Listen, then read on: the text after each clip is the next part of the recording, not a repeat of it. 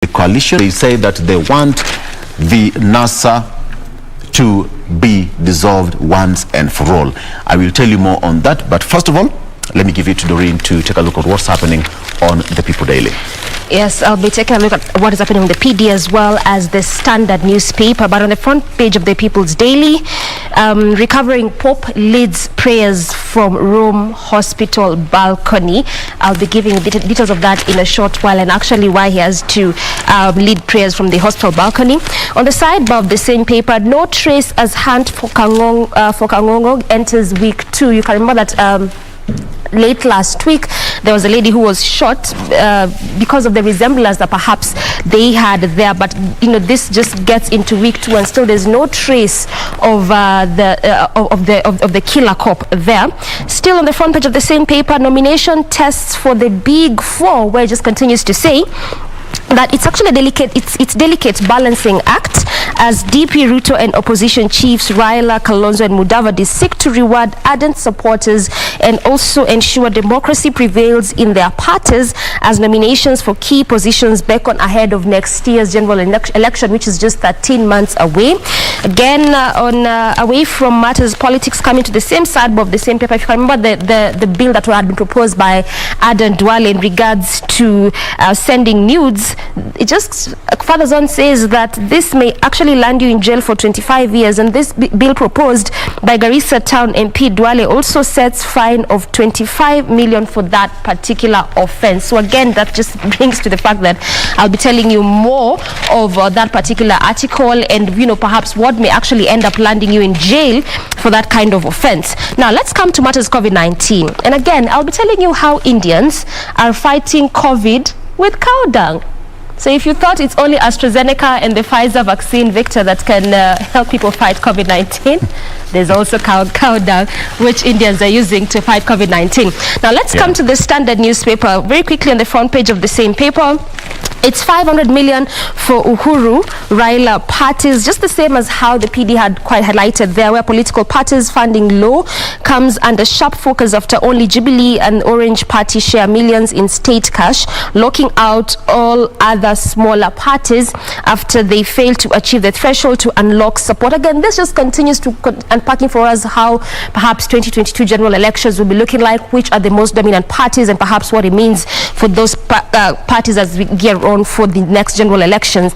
Big shots, I prize with or without a BBI. So we still are continuing with the Constitution Amendment Bill, that is the BBI.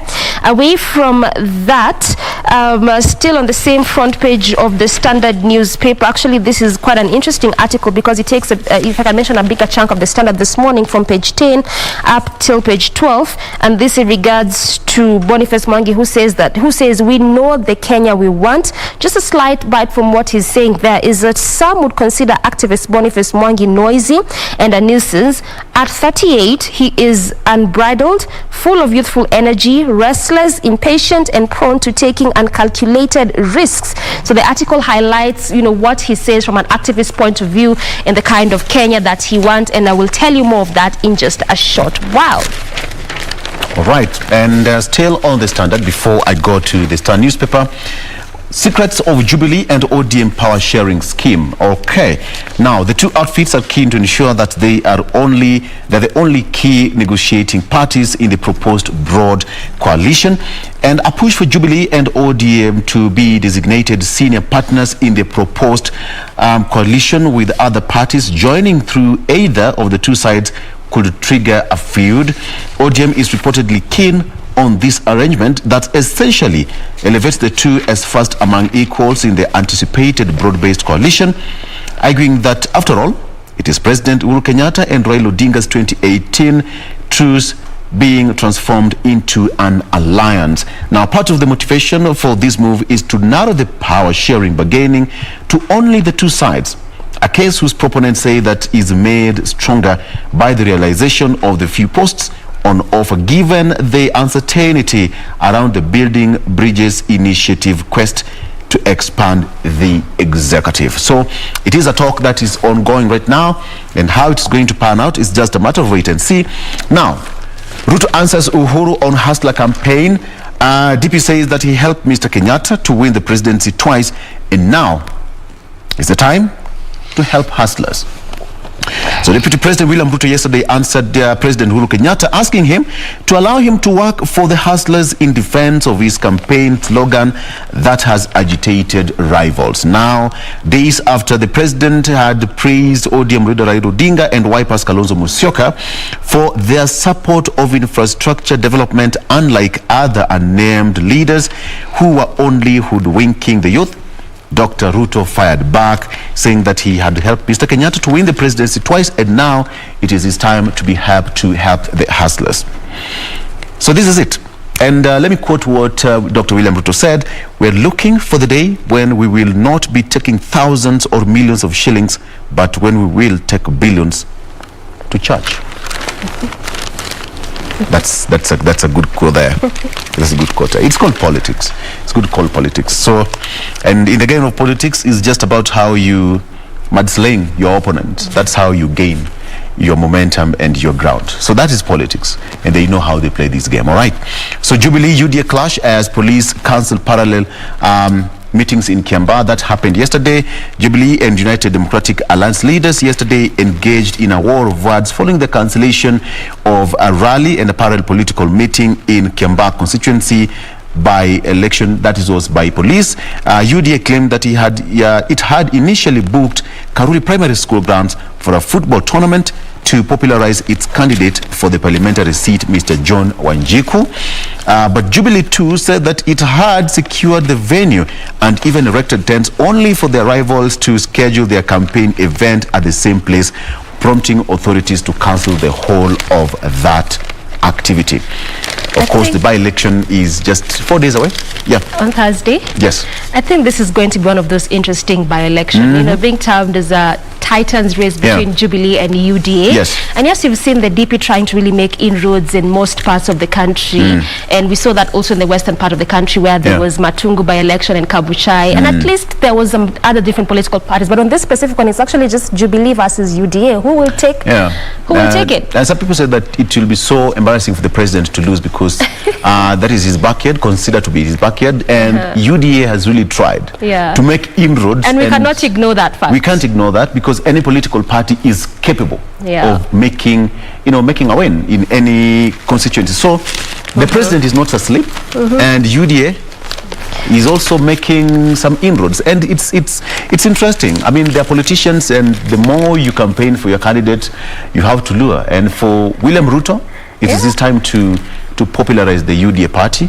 Jubilee is also here. I mean, and also from the inroads that he's been making, I mean, just look at what the recently Juja concluded by-elections there. So we saw one of the party affiliated to UDA bagging the seat. So clearly this is where perhaps you're saying this is going to be looked at as one of those interesting by-elections just before we get to the 2022 general elections. Exactly. Right. Litmus test for the president there and the UDA party as well. What do you have, Doi?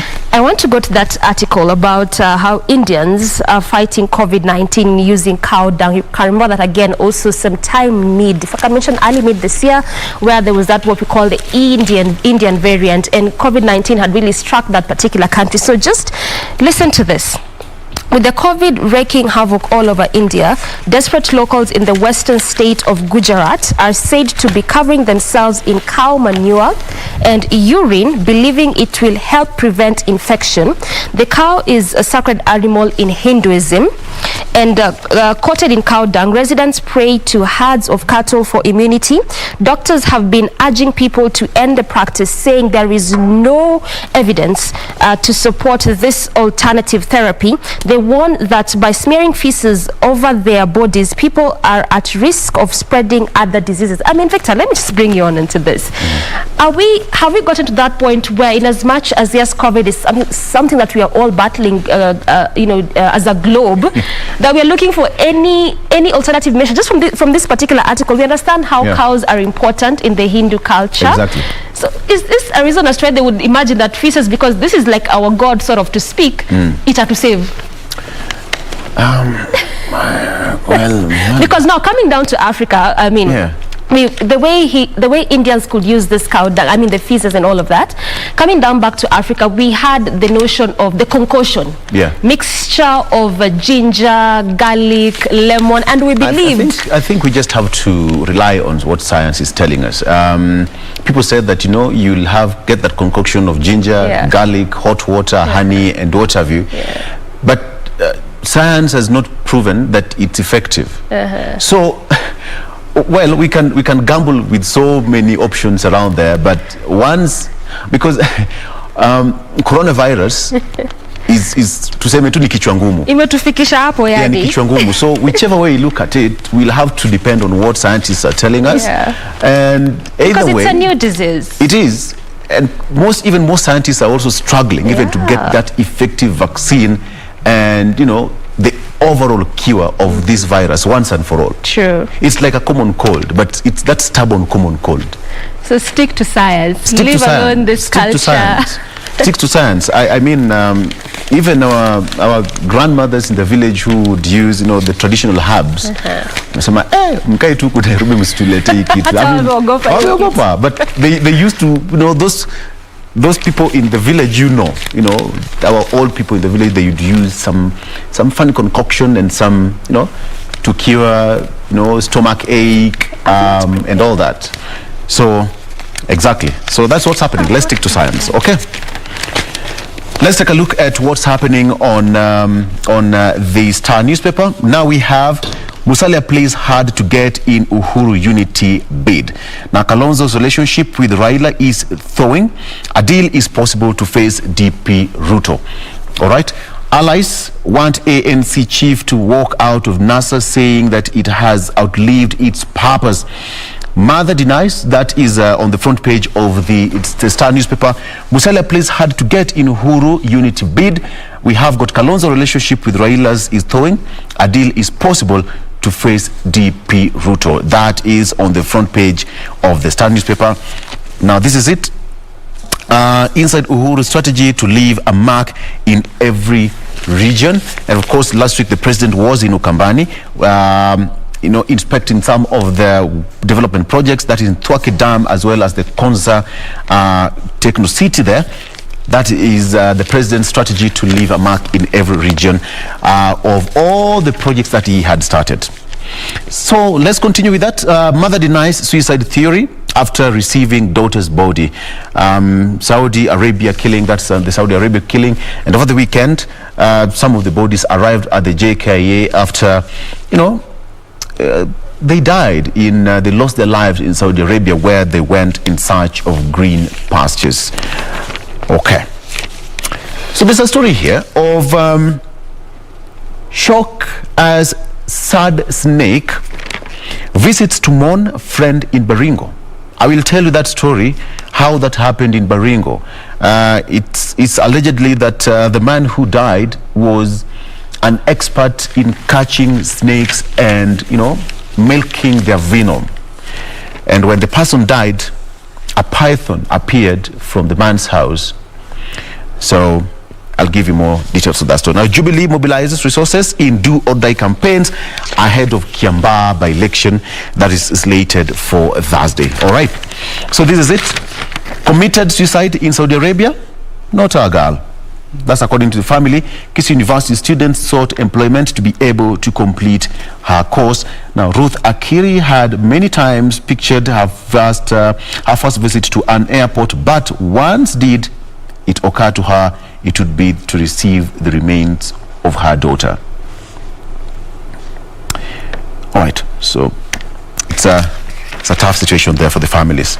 So police officer Kangogo still on the run a week later, and now multi-agency teams have split and moved to Nakuru and Eldoret and the environments where they believe that their wanted colleague Corporal Caroline Kangogo might be hiding.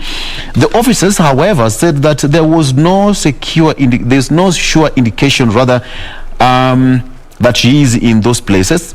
And now the officers want her to face charges, but they fear a physical confrontation may lead to deaths on both sides. This is because she is a sharpshooter and may decide to go down with those out to arrest her if it reaches that level. Now she's on the run, and that she has, resulted in great public fear. And a licensed gun holder shot and wounded a woman in Kiminini on fears that she was Kangogo.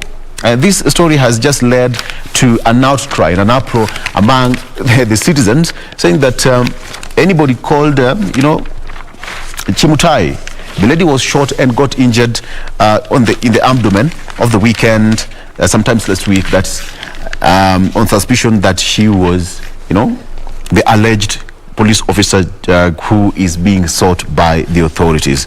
So that is what's there. Now, there's that story of grief-stricken snake visits to mourn friend in Baringo. Now, python passed through man's grave, slithered into his empty bed, and slept. Okay, I had to take a break on that. A breather. Now, a mourning snake. That is what the Paz family of an old man who died last month in Baringo North has concluded. Now, Ewoy Nakorot, a renowned snake handler, died on June 30th in Kampi Yasamaki village, aged 86 years. He was buried on Thursday. So the story says, now the following night, a humongous python emerged from the thickets around his mud-walled house and slithered into his bed. Now, the bizarre incident has left the villagers scratching their heads in bewilderment. Said that my husband died after short illness on June 30th, that is according to the wife, and we buried him on Thursday. The snake visited us on Friday around 11 p.m. 11 p.m. Now, she said that the family did not try to chase away or kill the reptile, adding that, quote unquote, we believe it was just decided to visit and mourn its late friend. Okay, I leave it at that point. Okay, so all right, so we have got that story here inside Uhuru's strategy to leave a mark in every region before retirement. President Uhuru Kenyatta and his think tanks have decided and designed a strategy to implement at least one mega infrastructure project in every region before he leaves office, that is next year. The head of state has personally hit the road inspecting the process and the progress of the multi-billion shillings projects and commissioning and launching some a year to the end of his tenure in an effort to cement his legacy and ward off criticism, including from his deputy William Ruto, that his administration is not doing enough to transform Kenya. Uhuru is pushing for the completion of mega projects before his term ends. So part of the president's projects are, in the region we have got Nairobi Express Highway, that is the Uhuru Highway, Waiyaki Way. We also have the Eastern Thwake Dam, Kibwezi, Mutomo Road, Konza, Technopolis, and Moyale one-stop border station, as well as the SGR. We have got that SGR heading to Mount Kenya, the Kenol, Makutano, Tharaka Nithi Highway, and Marua as well. We have got in Western Kenya, we have got Kisumu Port, Kenya Shipyard Limited, Siaya Bond Water Project, and Akala Wakai Road.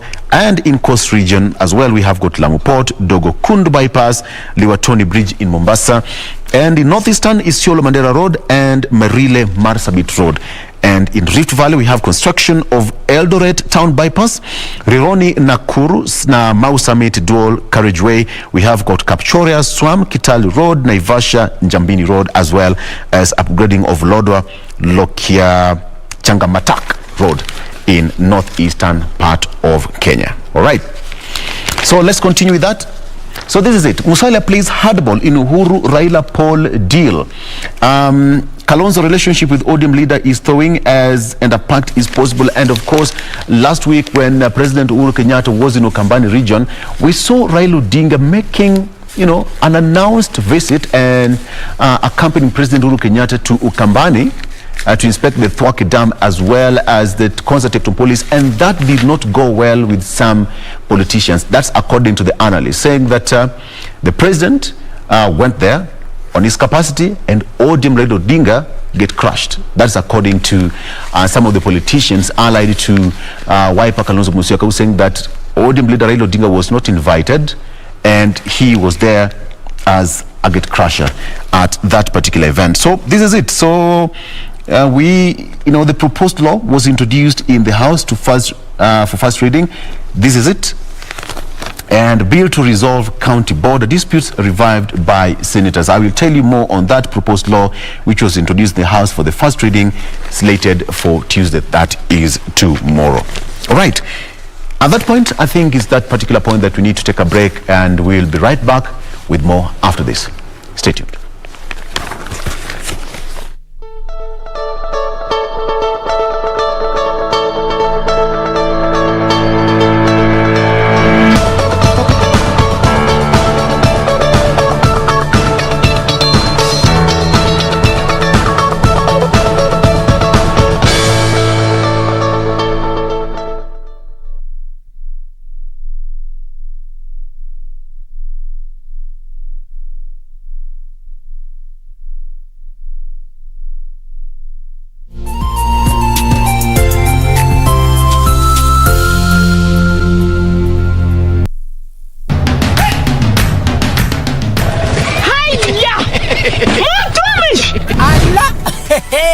Nissan Serena ndio hii, na unaweza kuwa wewe ndio tunapikia simu. Kodi ya Nissan Serena ni NS, alafu kisha kwenye amount ni 50 bob. Hii Nissan Serena tunakupatia na shilingi 50. Kujiunga na QuickBid ni rahisi. Enda kwenye M-Pesa, bonyeza paybill, kisha weka business number 4032353. Kwenye account weka kodi ya bidhaa unayotaka na bid yako ya chini zaidi, kwa mfano TV 16, kisha weka shilingi 20 tu kama idadi yako. Weka bid yako pia kwenye www.quickbid.co.ke. Kumbuka, bid ya chini zaidi ya kipekee ndio hununua. QuickBid, bidhaa bora kwa bei ya chini.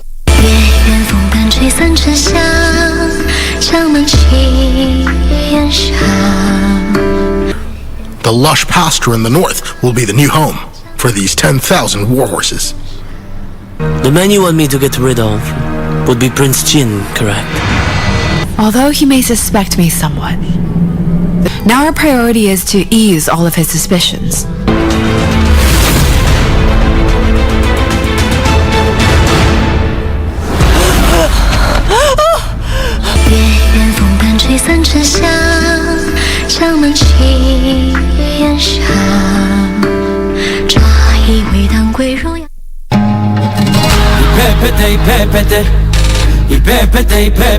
Yo, mambo vipi watu wangu popote pale mlipo, nasema asanteni sana jamaa kwa kujiunga na mimi kila wakati kupitia kipindi Top Mashariki kupitia Channel 1, au sio? Nambari 1 mtu wangu nchini Kenya, KBC. Kama vipi mtu wangu, nasema asanteni sana jamaa. Kumbukeni kwamba Top Mashariki kuanzia hii wiki, yani this coming week mazee, itakuwa inakujia kila siku ya Jumanne saa 4 usiku. Yani katika mpango mzima ni Jumanne kuanzia saa 4 usiku. Top. Quiero amarte de una forma diferente, de otro modo. Please tell me the truth before I go crazy. Even if Juliana tells me that she's okay, I know that there's something wrong. I just know it. This coffee field has to play. No. That is not something that can't be fixed. Don't you try and fool me, Ulysses. I would never do that. I would like for her and Jose to go and live in my house. What? You want Genoveva and Jose to live in the same house where you lived with me and my mother? Something has happened in the Star Zone. Why? What happened? It's on fire. What? De una forma diferente, de otro modo, nunca igual al de otra gente.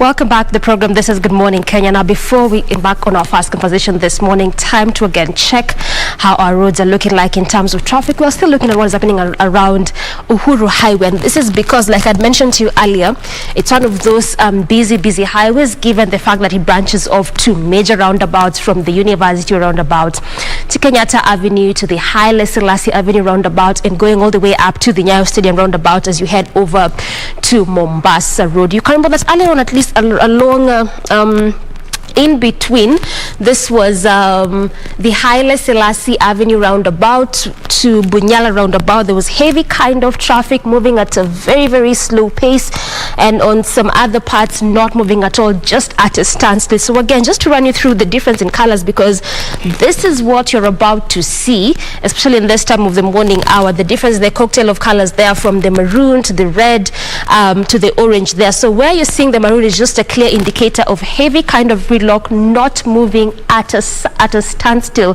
That is what is always described as just a parking lot, not moving at all.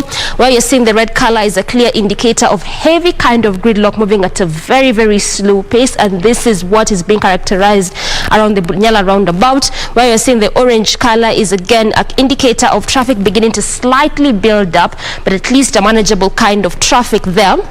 And actually around the Bunyala roundabout is just a difference of all of that, especially as you leave areas around the Bunyala road, coming all the way to the roundabout on that section, heavy kind of traffic, moving at a very slow pace, hence that red color.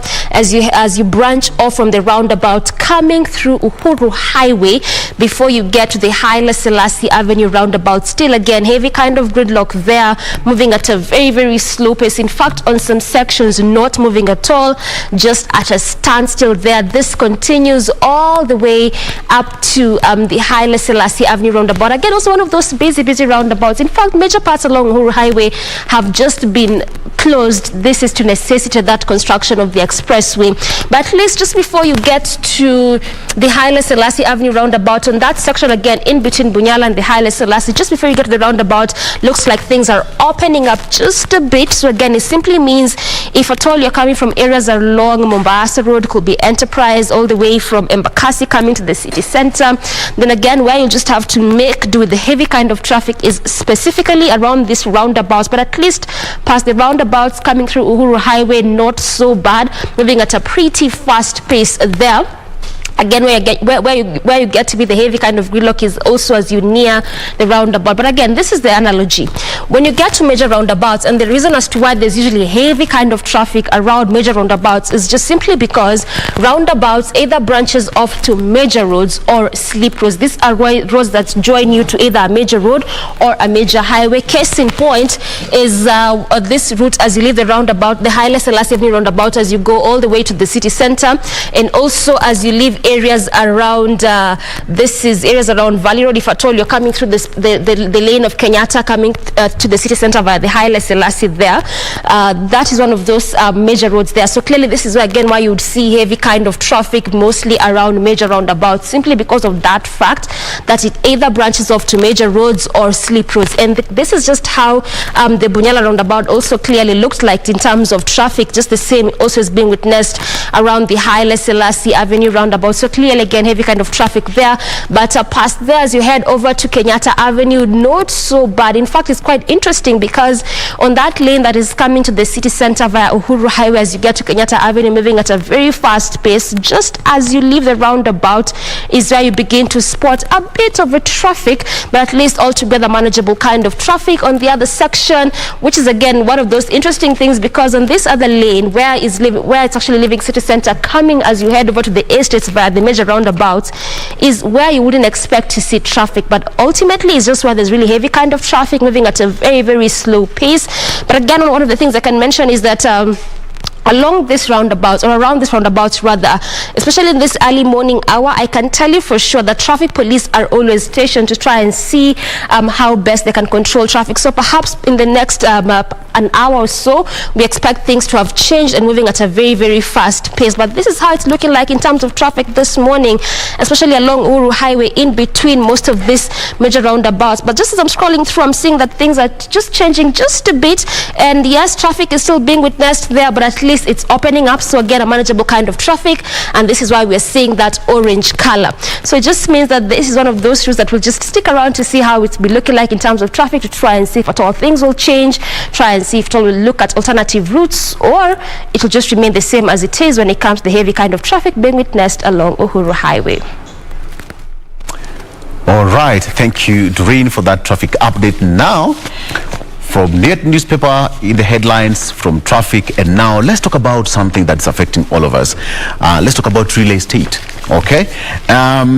It's every person's dream to own a home or a house, whichever part of the country you live in, either in abroad or at home.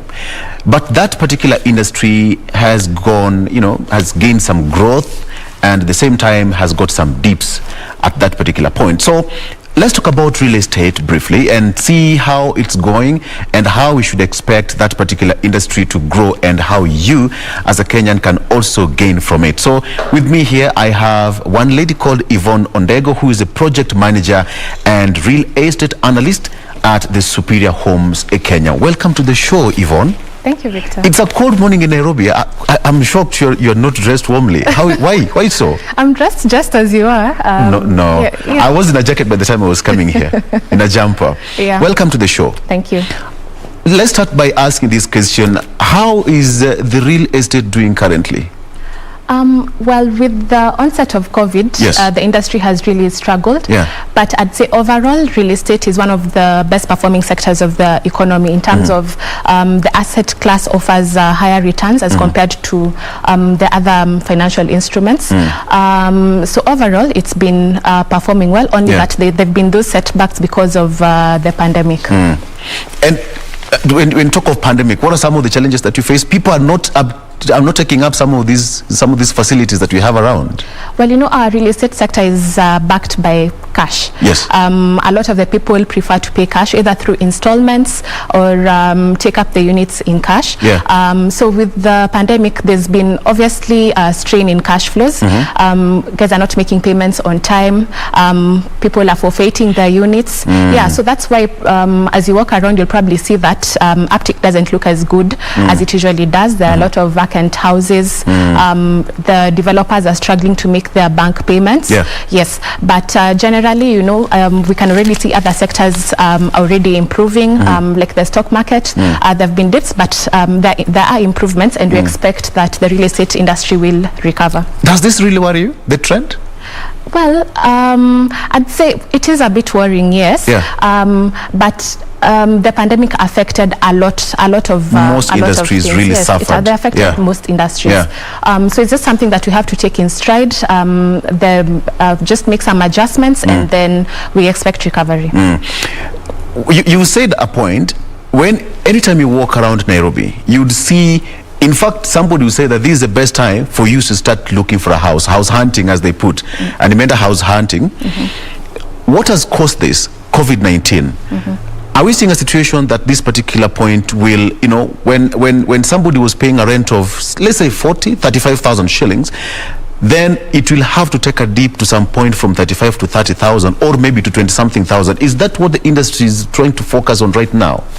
Well, you see, people need to make their payments to the bank. Yes. Yeah? So in your position, I think the case is whether you'll accept lower rents, or maybe you'll give discounts so that the uptake for your units increase, so that you're able to at least make your interest payments and then settle your loan. So that's what is happening. That's why there have been those dips in prices, because you need to sustain your business. Yeah. What do Kenyans go for? Rentals, or buying an apartment to live in, or somebody would decide, I'm going to build a home somewhere and live? What do Kenyans prefer? Mostly Nairobians. Let me just take the Nairobians first. I'd say what Kenyans prefer depends on what the money that they have available in their pocket. Yes. I might wish to have a villa somewhere, but honestly, if I look at my cash flows, what I'm able to afford is maybe an apartment, say in Kilimani, or an apartment in Umoja. But there have been shifts in trends where previously people prefer to own standalone houses, but we are currently seeing changes such that people now prefer to own apartments. Apartments are now not strictly for rental purposes only, but they're now considered homes, and developers are now making efforts to make these comprehensive developments such that they give you a community. You have your house, then they provide playing grounds for your children, schools, etc. We're also seeing a shift in trends such that people now prefer to live in master planned communities where you can have your standalone apartment, or you can standalone house, or you can have an apartment, but you're in that community setup where you have a live, work and play environment. I'll give you an example. For example, developments by Superior Homes that are focusing on master planned communities. So you don't really have to go outside of the community for you to access a retail component, for you to access a school. It's one stop shop. There is this kind of calculation that somebody would put in his or her head. Do I have to build a house, an apartment, or buy already built? Which is the cheapest? Okay, from a layman's point of view, maybe say you have something like 5 million. So which one would one go for? I think it just depends on the person really, because there are people who don't want that headache of managing a contractor, having a foreman, and following up on the little things. They just want to come and see a complete house that has been done to their taste and preference. There are people who now are thinking of cost saving and would prefer to scrutinize each and every cent that is going into the development. So such a person would prefer to build. There are people who are very particular about the kind of finishes that they want to do, even if they do it over time. So such a person would again prefer to build by themselves, but if they don't, then they'd be looking and scrutinizing what developers have in the market and seeing, they'd be very particular about what is there. Yvonne, we've seen and we've had so many stories of people getting swindled. You hear people contribute and get an off-plan kind of houses. You contribute, and then all of a sudden you get stories that the kind of project that you're looking for did not take off, or the management company has decided to go underground with your money. How do Kenyans get to understand or properly get to trust such kind of companies so that they don't get swindled? Because it's a problem that's happening even as we speak. There's some company out there which has a case running from around the country with the investors. That happens a lot, but I'd say due diligence is very important. Before you buy your house off plan, you need to request for documents such as the title deed. You need to make an effort to visit the site. If you're a risk taker, then obviously you will wait until there's something on ground for you to commit. Obviously you'd wait for before. You'd wait before something is on ground, and then you commit. But for those who don't like taking risks, you wait for the developer to develop up to a certain stage, and that's the point where you will commit. So due diligence is important. I think it depends on your risk appetite also. That is what will protect you. But it's something that has been going on. Is this a recurring kind of problem that we lose money? People lose money, millions for that matter. It's important to go for someone with a track record. Everyone, the companies that will be cropping up probably don't know what they have been doing, new companies. So if you're not trusting and you'd like to safeguard your money, then you go for someone with a track record. The developers all over that have at least established that track record over a period of time. So those are the people you'd be going for. What is the growth trajectory of the real estate in the last couple of years? There's that performance index, the growth and the highs and the lows. How has it been, that graph, for the last, let me just say, 2-3 years, 5? Okay.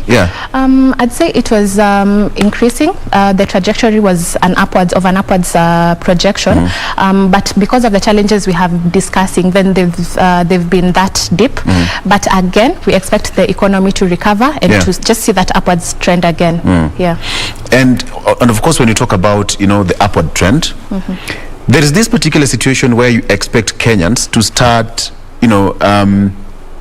going for the low-cost kind of apartments, and the issue of COVID-19 has completely flattened almost everyone around the country. What would you advise someone who is planning to I mean, just to have an apartment or a home or a place to live in, how would you advise such a person to, when starting that kind of a project, how would someone attack that particular procedure from the point of origin until the end? Okay. Yeah. So the point where you want to own an apartment. Right? Yes. So the ownership process. So number one, as we discussed, do due diligence. Request for title documents, request to see the plans. You have to request to see whether the development has been approved. You would engage a lawyer, but developers or whoever is developing the structure, they have lawyers of their own. Yes. So just engage your own lawyer. They converse, and you're able to know whether it's safe to invest. After that, you'll be given legal documents like the letters of offer, sale agreements, and you'll be asked to commit. After your commitment, then you just pay in stages as you see the development progressing. There are options of cash payment, the options of mortgage. So yeah, that's the typical process, and at the end of the process, you're given a lease document that serves as your title. Yvonne, what are some of the main challenges that you hear on a daily basis in the real estate? Okay, I think one of the things that is challenging is demand, because the statistics show that there's a gap, housing gap of 200,000 units every year. So there's that rush to just fill that demand gap, which is why even if you see the buildings that are empty, either they're either taken for rental or sold, but there is a housing gap of 200,000 units per year. Another challenge I'd say is access to credit. The people who'd like to construct their own houses, but just accessing that credit is becoming difficult because of the thresholds that the banks might have. That's why you're seeing people opting for SACCOs and getting loans through those means so that they're able to construct houses and live in. And how has the new tax regime affected the real estate? Well, I don't see that there's been any effect. Obviously, it affects all the industries that are there, that we have. But basically, for the real estate sector, it's just stable the way it's been. Now, it comes to a situation where somebody is, we are in this particular kind of trend, and we have got so many defaulters around. How is this going to affect even the real estate moving forward? Because we have got so many, we have got defaulters. Either somebody was paying for a plot of land somewhere or an apartment somewhere, and now we have got so many defaulters. Is this going to affect the real estate? I'd say the immediate adjustment I'd expect is for the prices to dip a bit, because when people default and you're a developer, you still need to be able to pay for your financing, right? So the most logical action that you will take is to lower prices a bit. If you're not able to weather it, lower prices so that you can collect cash and make your payment. So I'd expect there'll be that adjustment. Where someone is building and they're not able to continue making the payments, or where someone is buying a plot and not able to continue, then there'd be a lot of those repossessions. You're seeing uptick figures not as healthy as you'd expect. So those are the things that we have been seeing. Yvonne, what is the future of real estate? Let's think about 10 years to come. What do you foresee? Give me that picture. Okay.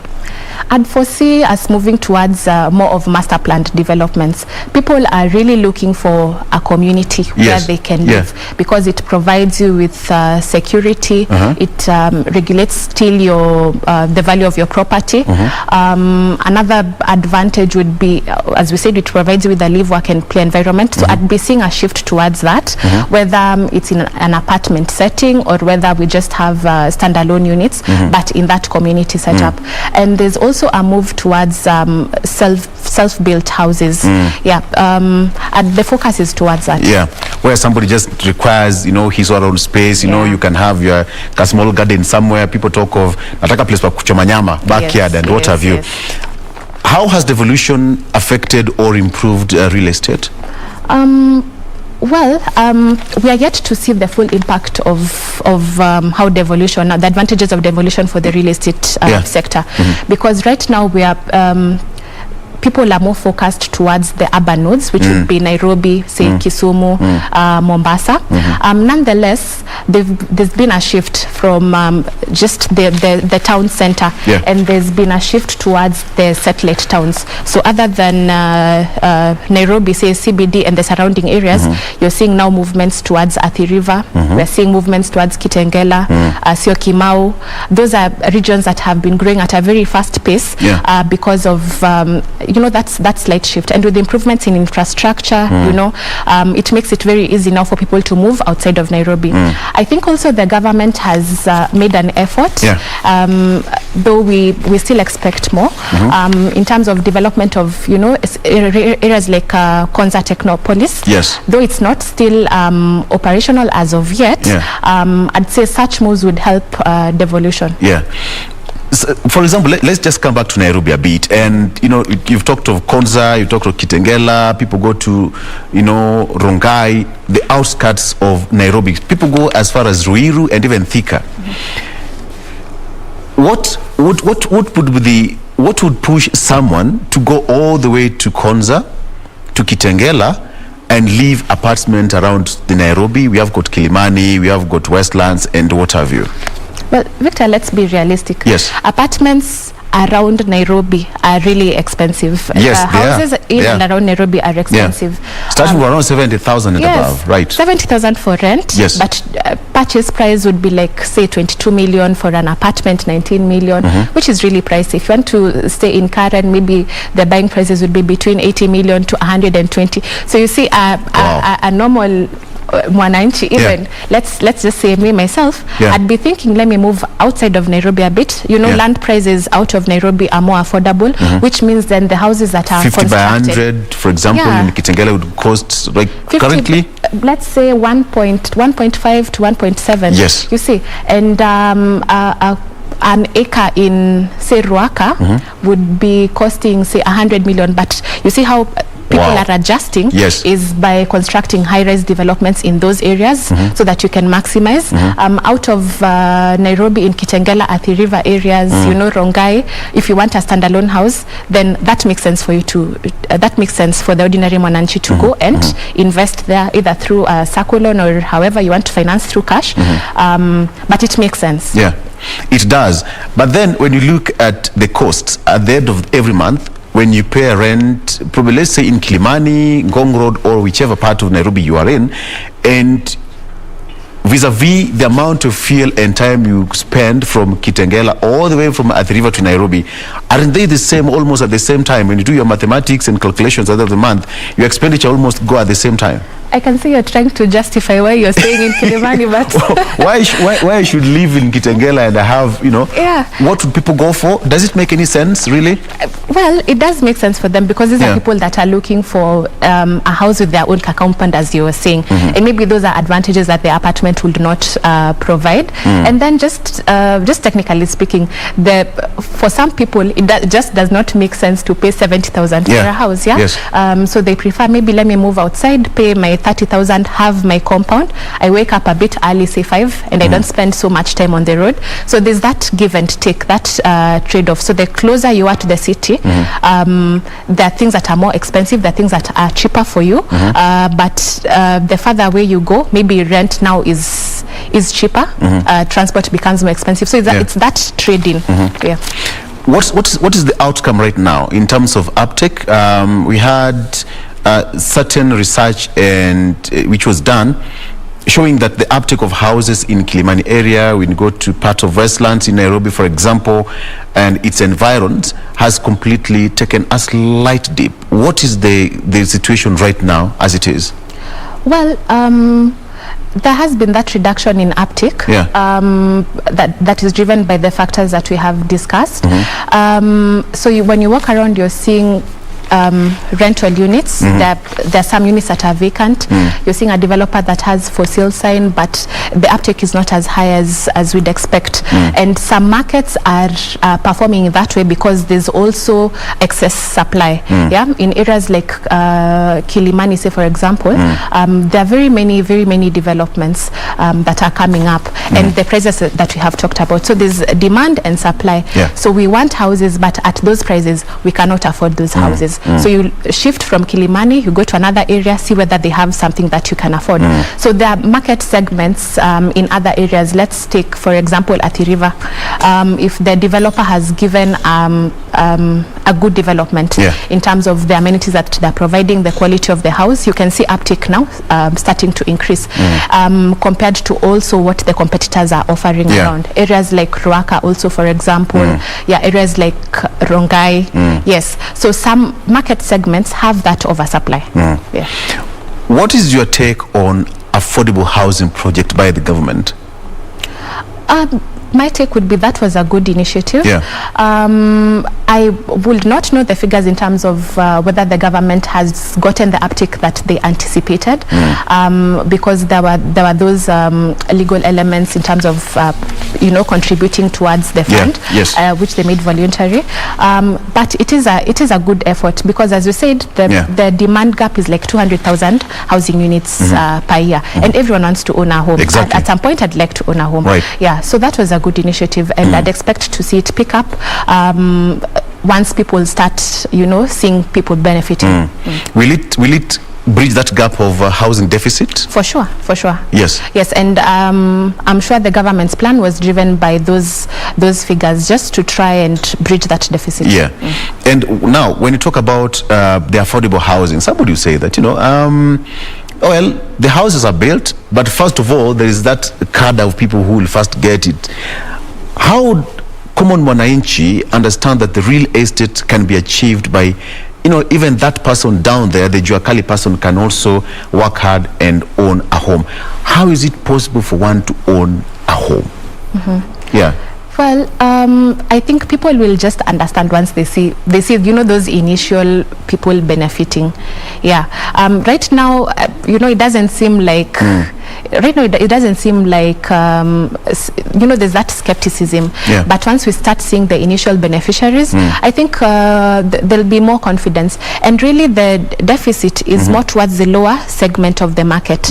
But the government stepping in and even partnering with the private sector, that will very quickly now start to bridge it. Now, when let's now talk about age group and age gap. Who are the perennial purchasers and consumers of real estate? Which particular age group do you usually deal with? I would say 40 to 60. 40 to 60. Those are the people who come to purchase units. Why? And mostly because they have been able to amass that wealth, or mostly because through their employment or their business, they're able to access those credit facilities. You see, it needs stable income, or it needs you to have maybe invested and been able to pull those funds, because the reality again is real estate is expensive. There are ways that you can manage and try and bridge that gap, but it is expensive. So the ordinary consumer or the ordinary customer who'd come to buy a unit would be in that age gap. The reason why I've asked that question is that at what point would that person before the age of 40 be able to own a home? What would make that person before the age of 40 say that I'm a proud owner of an apartment or a home somewhere in Rongai, Kitengela, or anywhere part of Nairobi or in Kenya? I think it needs education. That you need to invest. There are options for you. A lot of people maybe are not investing through their circles. We see women groups in chamas, but it's more of merry-go-round. Not many people are directing those funds towards those investments. So it needs that education in terms of how to invest and where you can invest. So that's first. That's one of the ways. Another development that we've been seeing, developers are now moving to a situation where they're providing creative payment plans, and that's allowing the younger people to be able to own homes. So their rent to, it's like you're paying rent, but at the end of the day, you'll own a home. So that's also at least giving the opportunity to the younger generation to be able to own homes. There are developers also who are now entering into that affordable market segment. for you to own a home, it is not the palatial home that you wanted, but at least there's this 1-bedroom unit that is being done for you at an affordable price, say 3 million, that if you work towards and have a monthly payment plan, you're able to own. Okay. Yvonne, as we come to a close, what will be your closing remarks? I'd say overall, the real estate segment of the market has a positive outlook. It may not seem like it now. Yeah, clear. Maybe right now. Yes, not right now. But still, generally, there's that, upwards projection that we expect. I'd say as well that, there's this shift that people are looking towards master planned communities, and for a good reason, what we have discussed. So my closing remarks would be for the younger generation. Invest. For every shilling that you're earning, make sure you're putting something aside. Look for investment opportunities. Invest with SACCOs. Don't be afraid to take that loan if you're able to service it. Go ahead and buy the land. There's this meme that is saying, what were my parents doing? And these other guys are owning homes. So just that conscious investment move. Absolutely. Yvonne, thank you. Thank you so much. Absolutely. Time is running so fast. I wish we had more time to talk about investments. You put it correctly. We need to invest every coin that you have. Make sure that you can put a coin or two. It will come in handy at some point in time. That is Yvonne Ondego, who is a project manager and real estate analyst from the Superior Homes Kenya. Thank you so much for your time. And of course, now we're taking a break and we come back. Iron Politics will be following up next. We'll be right back.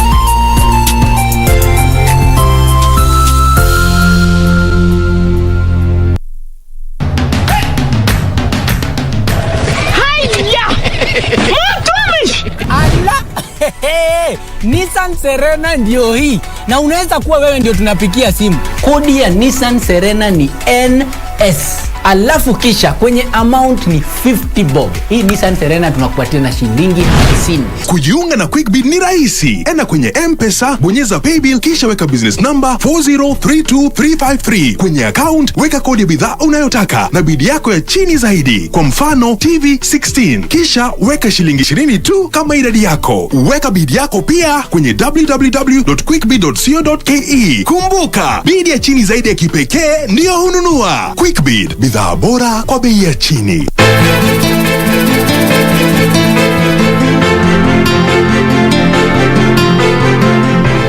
Nataka kwenda boarding school mimi. Hakuna kwenda boarding school. Does it include unblocking my card? Hii bangi yatoka wapi? Ufikiria nani mwingine anatusumbua siku hizi?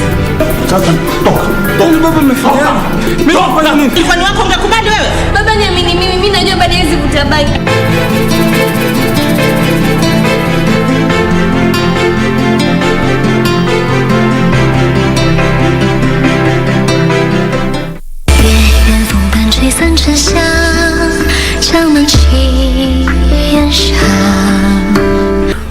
The lush pasture in the north will be the new home for these 10,000 warhorses.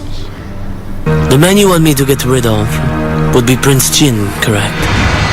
Although he may suspect me somewhat, now our priority is to ease all of his suspicions.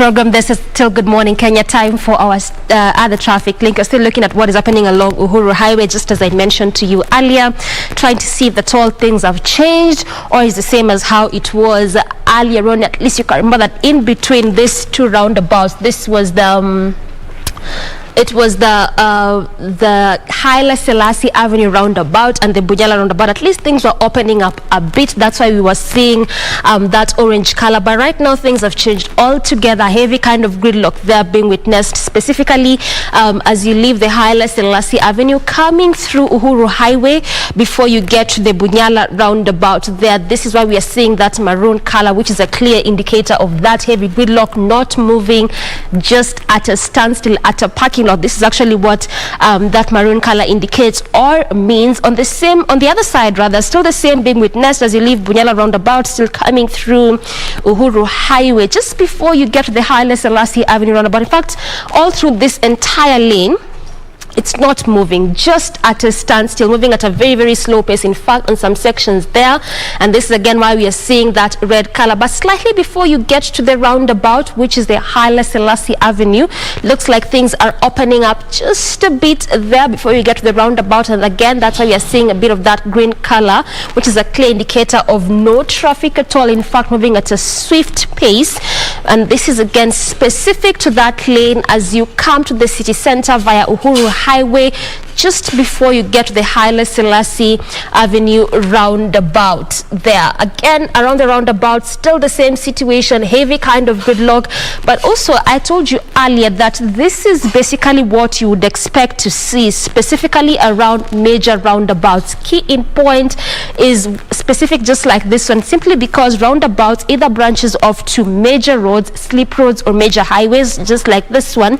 And again, this is where we are seeing that kind of heavy traffic. In fact, this is actually throughout that entire roundabout. But also again, around this area is one of those areas which at least some sections of it have been closed simply because of that expressway.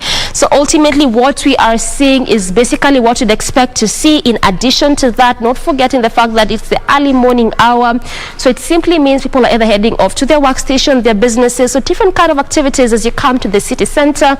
Again, this is a good reason as why we would see the kind of heavy traffic that you're spotting. In fact, around this roundabout, it's just not changing at all. The same situation there as it was just a minute ago is still the same as what we're witnessing right now. But also, like I had mentioned, is that the traffic police are usually stationed up and early, especially around these major roundabouts along, Uhuru Highway as well as other major roundabouts, to try and see how best they can control traffic there. So away from the Haile Selassie Avenue roundabout, still coming through Uhuru Highway, given that that is our focus. Just before we get to the Uhuru Highway itself, look at that. This is still around the roundabout, and things have just changed right this very minute. This is again why I keep saying all the time that traffic changes every single second. This is still around the Haile Selassie, just as you leave the roundabout on that section, as you leave the roundabout, still coming through Uhuru Highway before you get to Kenyatta Avenue. On that section, still heavy kind of traffic, just as it is throughout the entire roundabout. However, on that particular section, right now, it's just at a standstill. This has changed right this very minute. And this again why I was saying, if at all you're coming to the city center, that time was the best time for you to do that because of the kind of heavy traffic, especially along this particular way or highway as you come to the CBD. And again, the same continues specific to that lane that is leaving Kenyatta Avenue as you still come through Uhuru Highway before you get to the Haile Selassie Avenue roundabout. As you leave the roundabout there, still coming again through the same route as you enjoy to Bunyala, all the way to the Nyayo Stadium roundabout as you head over to areas around or along Mombasa Road. But again, it's also quite interesting because oftentimes on major roads, you really don't expect to see heavy kind of gridlock, especially on that lane that is leaving city center as you head over perhaps to the estates, because where you really expect to see traffic is on the other side because of obvious reasons. But on this specific one, the reason as why we are perhaps seeing the kind of heavy gridlock there on that lane where we don't really expect to see any is simply because along this route, as it leaves the areas around University roundabout, Kenyatta Avenue, coming through Uhuru Highway, leaving Haile Selassie, still coming again through the same route as you head over to Bunyala, all the way past the Nyayo Stadium roundabout as you head over to Mombasa Road, is because along the same stretch is where you really spot also a number of businesses in terms of companies, industries along there. And not forgetting that Mombasa Road itself is also one of those busy areas, so quite a number of businesses and activities, companies there So ultimately, it also means that in as much as we'd expect to see people heading over to the city center for their workstations and different kind of activities, perhaps the kind of heavy traffic, the same is also being witnessed on this other side. So again, this is why we are seeing that kind of heavy traffic also on this other side as you leave city center or leave areas around Kenyatta Avenue or even the university roundabout as you head over to that other side of Mombasa Road via Bunyala Road, Bunyala roundabout, via the Nyayo Stadium roundabout there. On the other section, still heavy kind of traffic there as you come to the city center, but as I mentioned, this is actually what you'd expect to see. So clearly the same is being witnessed there, and that same situation continues up until the Kenyatta Avenue roundabout. So again, it simply means that just along this way, which is the Uhuru Highway, and also the roundabouts that get to branch off from this major way, this is actually what is expected to be seen for, you know, perhaps a long time, given the fact that there's still that construction of the expressway there. But at least as of now, this is how it's looking like in terms of traffic along Uhuru Highway, given that has been our focus this Monday. All right. Thank you, Doreen, for the traffic update. Let's talk about politics now. We can never stop talking about politics. Yeah. And with me in studio, I have Daniel Orogo here, who is a political analyst joining me in studio, and I have got Hamisi Mboga, who is also going to join me via Zoom. Let's talk about politics now, and the show currently on is Eye on Politics. Let's talk about what has happened in the last 24 hours, 48 hours, or even 72 hours, or even last week. We have to talk about it. Let's talk about that. Let's get talking, and you can reach me on @Victorlo, that is on social media, on Facebook, Instagram, or on Twitter, and send in your requests, comments, or even your feedback, and then we'll be sampling them during this particular show. Daniel, karibu sana. Good morning. It's a cold morning. Everybody's talking about July cold. First of all, which team are you supporting, England or Italy? I have been a fan for Italy for a long time, and I think the display they had ever since the tournament began, you know, draw my attention to be one of their fans. I mean, there is no doubt about that. Because I said that yesterday before way back at 7 p.m. That, you know, Italians were going to carry the day after a long spell without, you know, without the silverware. Somebody saying that it's football made in Italy. Well, it depends from whether side you're making that statement, but I think. It's an opportunity for all the teams, because much more is just a stage opener for the World Cup, and I think all the nations that plays in UEFA Euro are actually testing their capacity to play in the World Cup next year.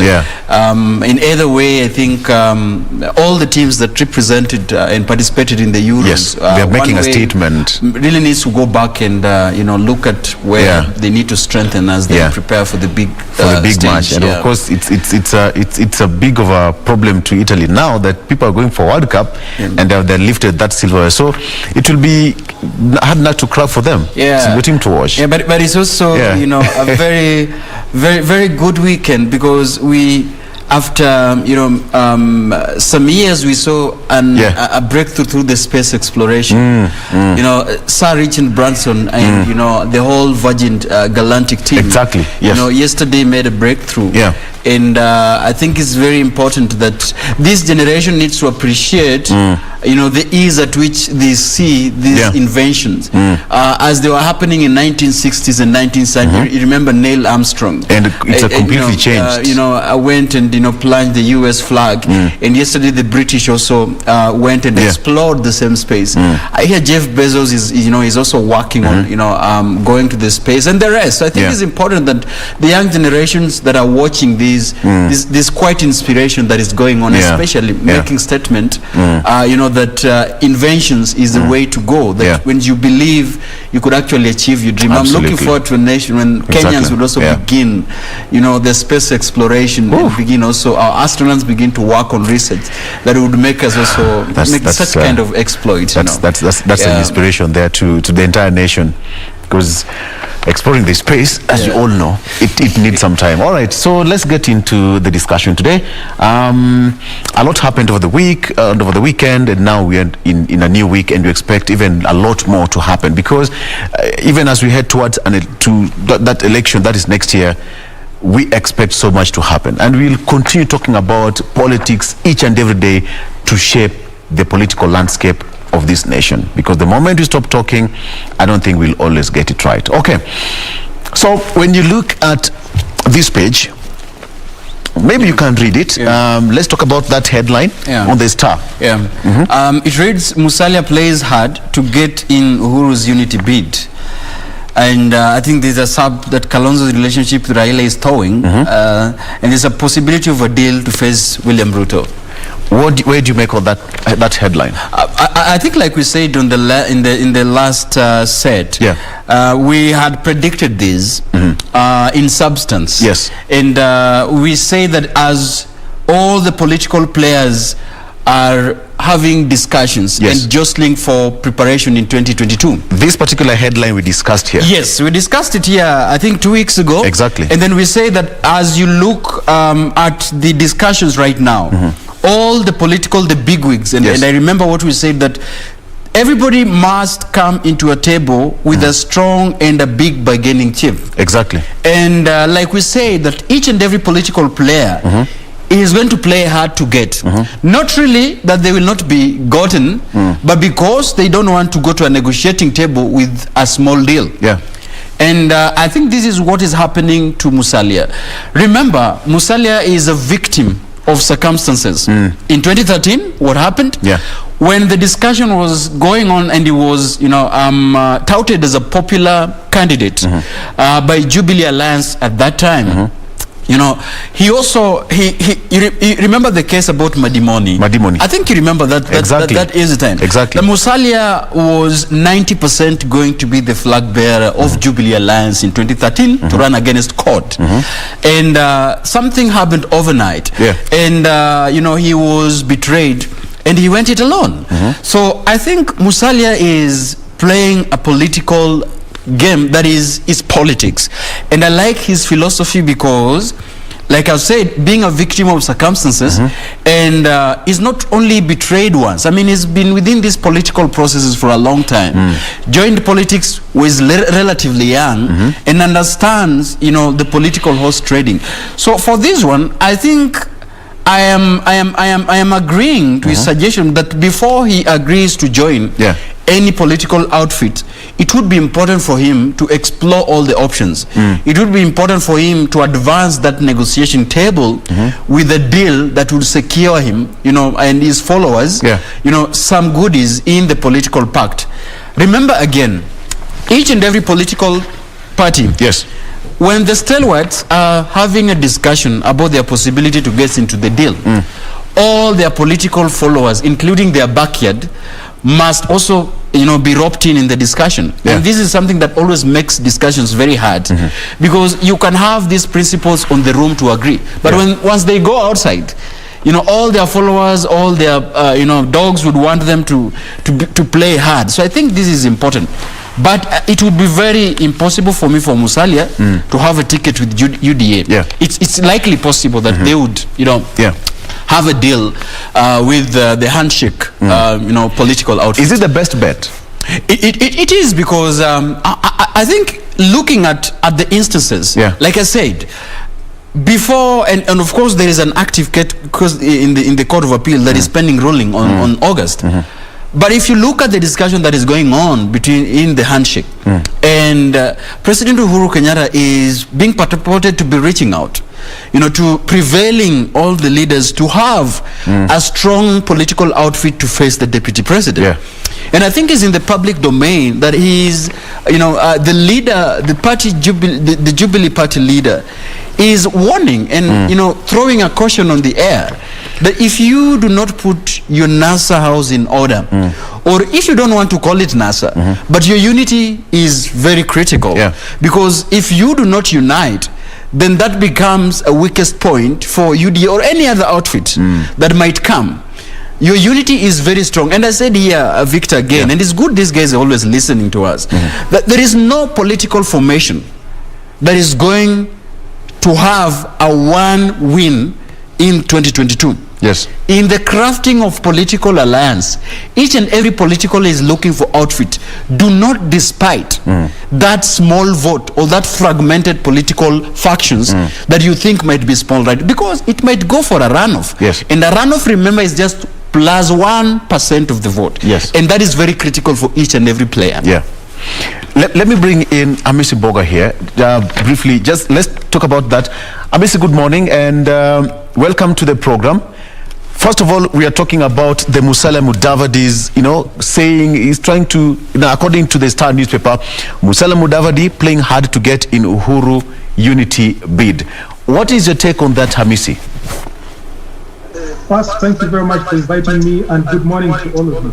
I think it's very good to be able to have this discuss because it's time now the political arena is open and therefore we discuss, we give opinions. If you ask me, I think he's playing two. In politics, you need first perception, and then you need strategy, and then you need a very quick action.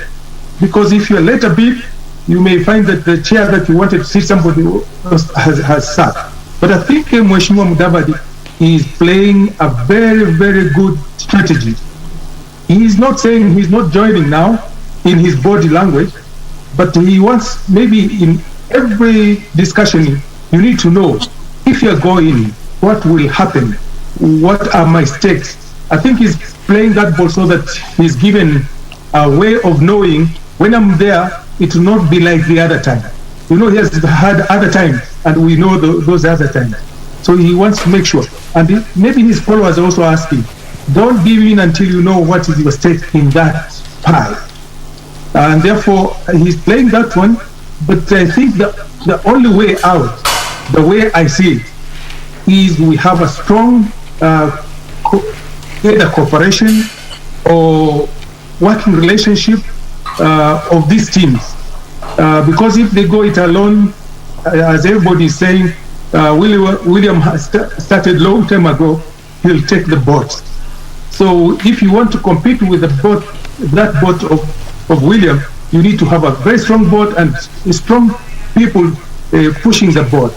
So I think he's coming, and I think there are some negotiations. But I suggest if he had some people on the table discussing for him, because you can see the other big people. While Mheshimiwa Uhuru is moving on to consolidate the other NASA people, his team is working. His team is strategizing. So we also need, if I was advising Mheshimiwa MM, we should send people there to go and observe, because he's not just. You can say, okay, we have come here so that you know what is happening inside. But I think these two teams are going to be quite critical in our political arena. If you take Mudavadi, if you take Mheshimiwa Kalonzo, Mheshimiwa Baba, and they form a formidable team, then maybe William can pick another one or two other parties. Then we have two strong parties fighting for this leadership. It would be arena like England and Italy. Exactly. Talk about England and Italy. So let me ask you, before I let you go briefly, Hamisi. Then we've had some MPs from Western. Most vocal one is Ayub Savula, who says that Deputy President William Ruto will beat Raila Odinga only if but that will not happen if they front Musalia Mudavadi as the competitor to William Ruto.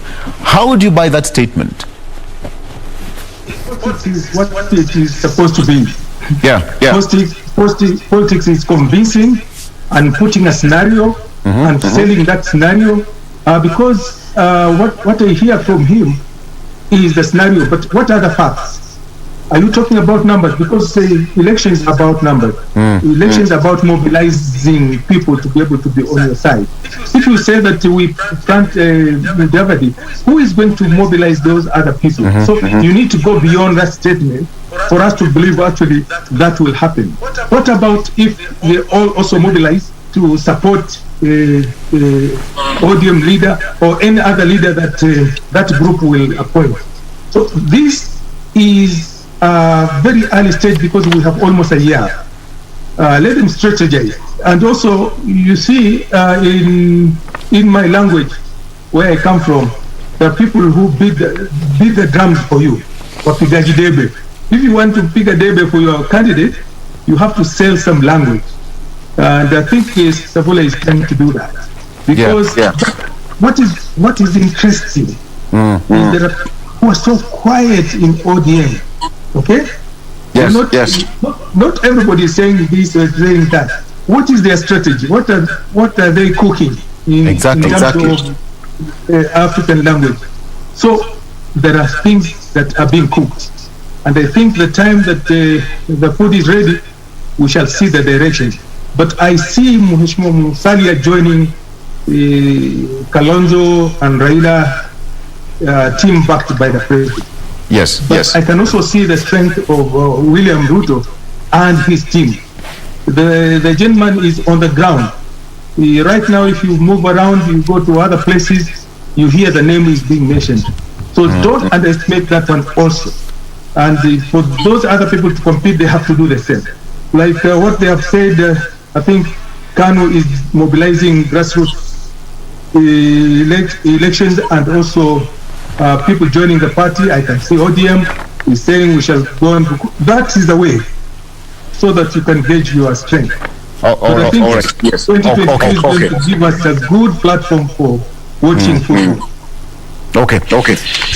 Daniel, there is a point there that Hamisi has raised, that while ANC is quite vocal in the whole of this political circus, ODM is completely quiet. We are not hearing any ODM legislator talking about the 2022. Everybody is quiet. What would you take on this? Is it a strategy? Well, I think like Hamisi has just mentioned, I think behind the success in politics lies the strategy.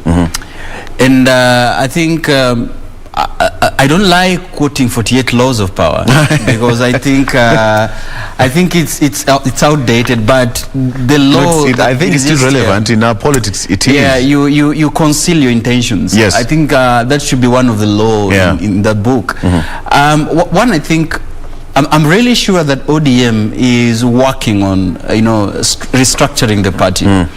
And one of the things I can confirm to you that the party is planning for a grassroots party elections. Secondly, I think the party is on the rebranding and making sure that minus the expected endorsement, the party really wants to test also its own strength. Like I told you, every party would want to go to a negotiating table with critical in terms of able to marshal resources and numbers, because that is also what counts. There is also a fact that, remember, besides being quiet, the party secretary general, Edwin Sifuna had said that he is authorized and beginning to have a pre-coalition agreement with Jubilee Party. Yes. And I think that is what is important for the party, that there is consultation on how to have a win-win agreement between Orange Democratic Movement and Jubilee Party, and subsequently other political parties. For me, I think the quietness is sponsored by a lot of strategy, a lot of consultations, and just a lot of party consultations and rebranding of the party. There had been a number of responses from members of parliament.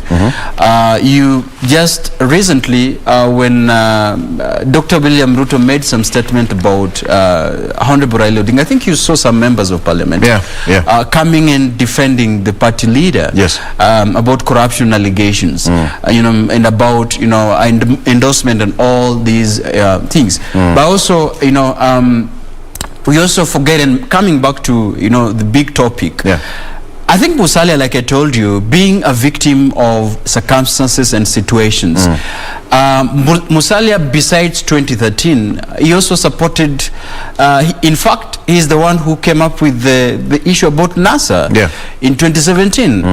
And one of the undoing about the political nature of this country, Victor, is by the fact that all pre-elections and post-election agreement and coalitions agreement becomes as secret affairs.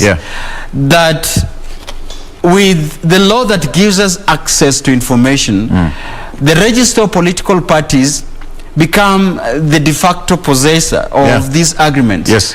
That Kenyans have never seen the coalition agreement, the contents of this agreement. Way back in 2002, Kibaki-Tosha agreement that was violated, you know, to the ones that we've seen, you know, in 2005, 2007, and even the ones that we saw in 2013 and 2017. So it could be very difficult for us as citizens and pundits to find out that what was the contents of these agreements that all these political party bigwigs are always up and down saying this was violated. This weekend, Ayub Savula mentioned that, you know, the ODM party leader, and I quote him, he's saying that ODM party leader is like a father who got married, you know, to another wife and left all the family stranded, you know, at the streets. So for them, they would not want to get into another agreement with that kind of a person. And I quote what he said. So I think it's important as, you know, our political nature would have us have a discussion on how then would we compel the rights of access to information to extend towards the rights of getting information on political agreements and on agreements, you know, for us to know exactly what is this violated, and is a right also as for us to participate in the political party processes. Okay. Before we continue, Hamisi, let's just take a break, and when you come back, we heard Dr. William Ruto also saying that, you know, what ODM do not include the president's name in your campaigns. And do we all remember what happened in Ukambani? Raila went to Ukambani and announced, nobody saw that, and it raised a lot of eyebrows. Let's talk about that when we come back. That is with me, Hamisi Boga here, and Daniel Orogo. We'll be discussing more right after the break. We'll be right back.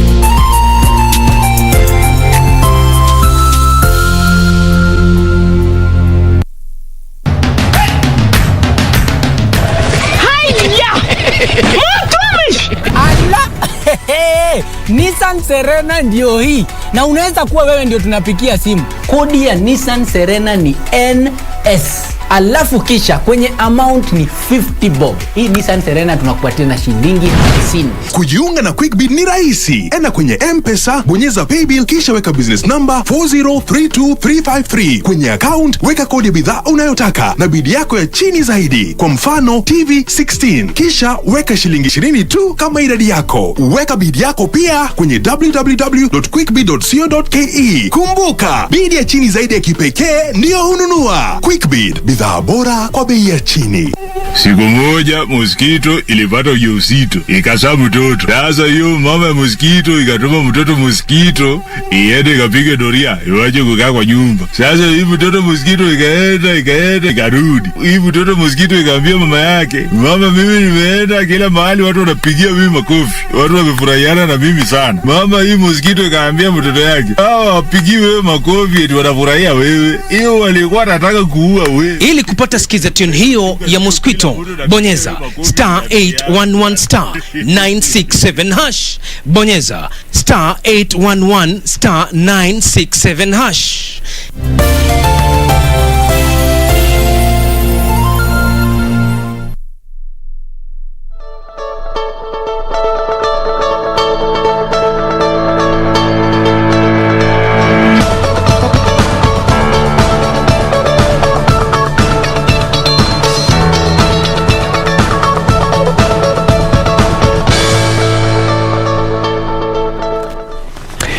And welcome back. Iron Politics is still going on. I'm still with Hamisi Boga here, joining me via Zoom, and Danny Lorogo with me in studio, all of them political commentators and political analysts. Gentlemen, let's talk about the issue of, Deputy President saying, do not include the president's name in your campaigns. And at the same time, he said that, he helped the president to clinch the seat. And now, it is the time for the hustlers to be represented. That is what he said. Hamisi, let me come back to you and start by asking you this question. Why would you think the deputy president would say that he helped the president to clinch that seat in the last two elections, and now it's now time for the hustlers to take reign of leadership? I think the deputy president is a very clever politician and is a tactful, and he's reminding the system that actually we were together, I supported you, and now it's my support. So these are the intruders who are coming, according to our perception. They are spoiling that strategy because it's going to make him having difficult time to get that post. So he's changing tack. And also, if you look at political stance, you can change tack to divert the attention, because for the last many months, everybody is having the perception that the deputy president is undermining the presidency. So now he's coming to help the president. You people are undermining the president, and they want him to complete his. So it's a change of tack so that you have another strategy. While he's saying that, his people on the ground are really working. So I think he's a very clever politician, and as I said earlier, he's on the ground. So while we're seeing what he's saying, let's also see what he's doing, because that strategy may work if it is not interfered with. So why should he defend the president and he's on the other side fighting the president in the perception of politicians? So this is a change of tack, and it's for a clever politician to do that. And every politician has to change. You can't go on using the same strategy if it's not moving faster and it's not moving according to adding value to you. So he's changing tack, but let's see after some time, what is he going to say again? Now his strategy for the last many months, for a long time, the deputy president was all the time attacking Raila. Yes. And then lately, Kalonzo and the team. And then suddenly he changed to attack in our eyes. Uhuru, when you go to his bedroom, you are attacking him. Now he's changing tack again. I think he's a very clever man. Okay. Thank you, Hamisi. What's the stand on that? Well, I think allow me to take a detour, and I don't think that is being clever. Well, if we have to think that is cleverness, I think that is a cleverness that cost someone a lot of political mileage. Like Hamisi said, that a candidate's campaign cannot be pegged on attacks. Trying to remind people that you're the sole reason that made them to be in the political position they are. This is the case that had happened between him and the Right Honorable Raila Odinga. When he said that he helped me to become the Prime Minister, he's repeated the same assertions, telling His Excellency Uhuru Kenyatta that he's also the one who made him, to become the and if you can think about it, Victor, this was one of the genesis of the fallout between the two. Yes. This was one of the statements that can be attributed to the fallout between the two. The claim that William Ruto is the sole reason, that without him, he couldn't be. And, his lieutenants has gone ahead to affirm that assertion in public domain. And I think that really works against him, because if he's listening, I think let's caution him about this. One, it dents your image because, it puts you to a position of not being reliable. And one, it shows that you're always a hopper. trying to help people, but then you yourself cannot be in a position to help yourself. Yeah. Well, I know the strategy is to, make people think that, he's always in a winning camp everywhere he goes. Yeah. But also it works, it provides a counter narrative on you because it doesn't sit well for you. Victor, there is also something that happened over weekend that, will ail the eyes of political commentators. And Dr. William Ruto made his way to Uganda. Yes. And meet President Museveni. And I think this must also be put into context. One, as a political analyst, I would analyze the situation in two ways.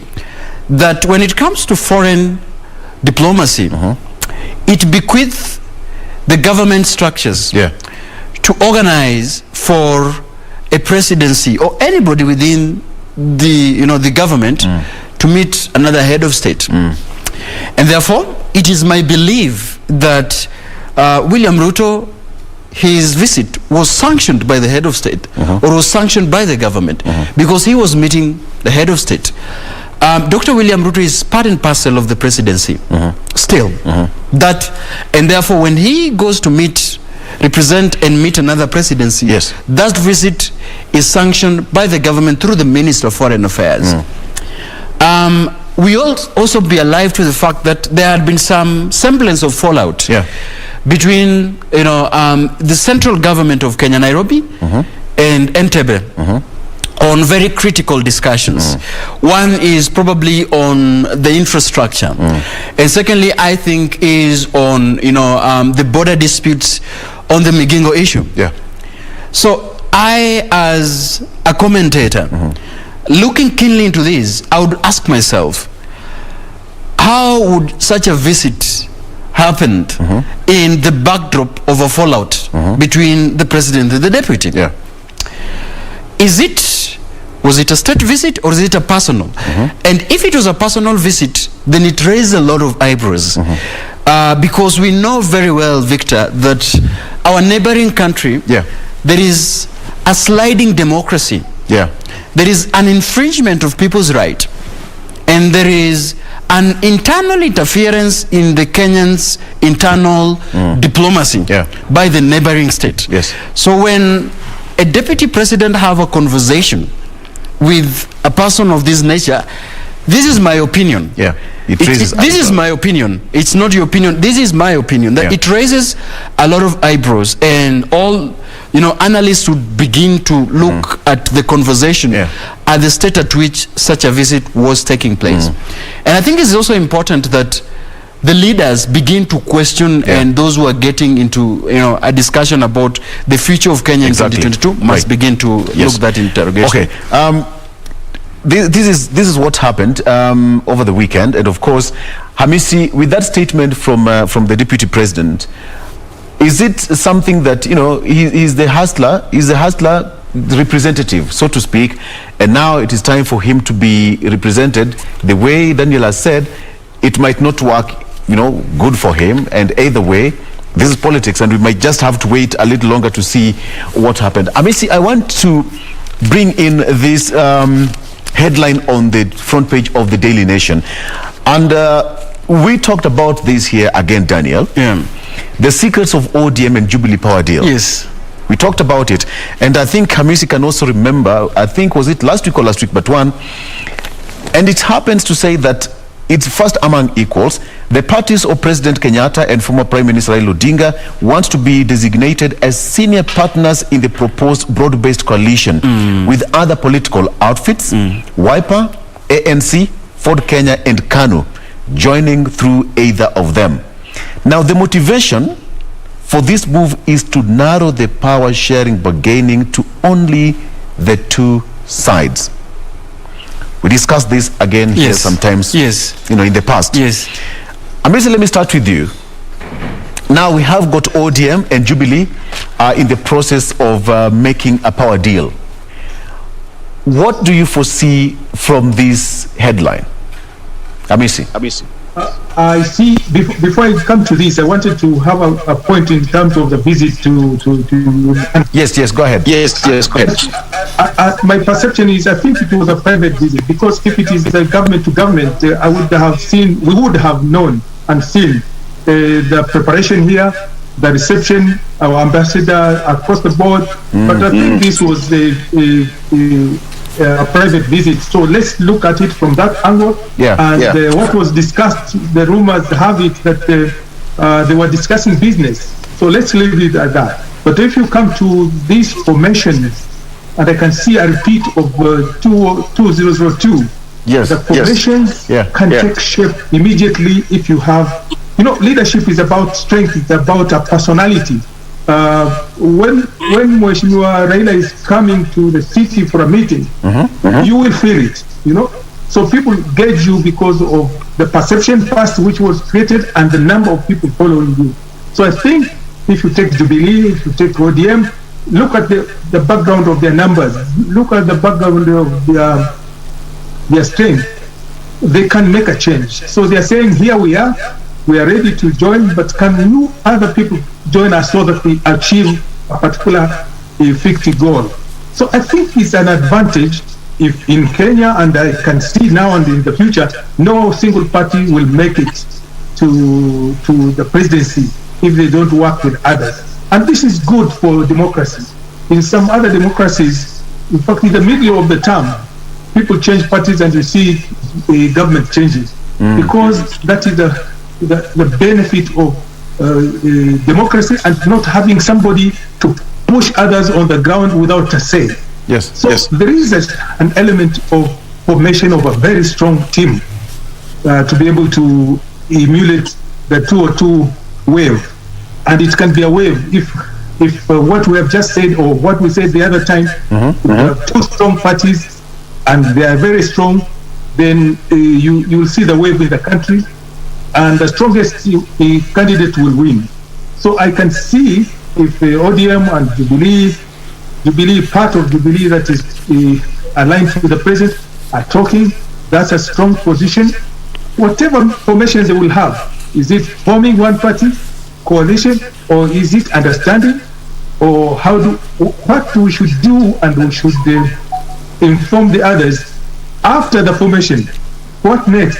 Because when you go to elections and nomination, if we are together, two parties, and they're in one region, the candidates, are they going to compete?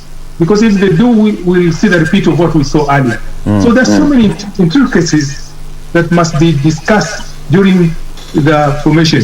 Do you allow Jubilee not to have somebody in Nyanza because ODM is there, or do you not allow ODM to have a candidate in Ruiru because Jubilee is there? Those are some of the issues that will come out to make it. Because if you make a mistake, the other group adversary, they'll come and take it over. Exactly. I mean, briefly, let me ask you. So, what will be the fate of the parties that were collapsed to join to form the Jubilee coalition? Will they move to be part of that coalition? That agreement between ODM and Jubilee. There are two angles. One, before I talk about those parties that formed the Jubilee before, now that Wiper. Right now that Wiper is having understanding with Jubilee, and Kanu understanding with Jubilee. So we already see some formation in this system. Are they there? And the collapsed parties, when they were forming Jubilee, are gone. I think the way we see it is, if you say Jubilee, it is Jubilee plus all those other parties. So they will split themselves. One group will go to Uhuru camp and the other group will go to William camp. But obviously, I'm asking this question. Is Kanu in that ODM Jubilee plan? Is Wiper is there, or is it going to be there? And those are some of the serious questions, because people would like to know, especially the supporters of these other parties. They want to know what will happen if these two join. What will be our stake? Remember the MP for, I think, Mavoko. It's very critical. They want to know. We can't just join without knowing what our seat, our angle of the seat is. So I think there are so many questions that these teams that are coalescing must work out so that the people outside their circle see, because the supporters are critical in winning any game. So you have to convince them. Okay, the big people have decided this is it. How about the people on the ground who do the work? Yes. All right. We also have some small stakes. Okay. Thank you. It's a challenge. It's a challenge, and it's just the crafters and the whole the legal brains behind this coalition, I hope, are working towards making it work. This is a headline I have to repeat again. We predicted this one sometimes last week or last week, but one, and it's now here. Does this make you happy? The power deal between yes. No, but yes, because one is simply because if you talk about the secrets of ODM and Jubilee, because from that statement, it's the only two political parties, the two big wigs is Jubilee and ODM. Yeah. Besides that, we just concluded a statement here and said, when a political space is opened for all political players to play, there should no longer be secrets in some of coalition agreement, because at the end of the day, parties are perceived to be a broad-based political institutions, and we envision a situation where political parties are owned by members who must be made aware and participate on these deals, like the ones that are now being termed secret.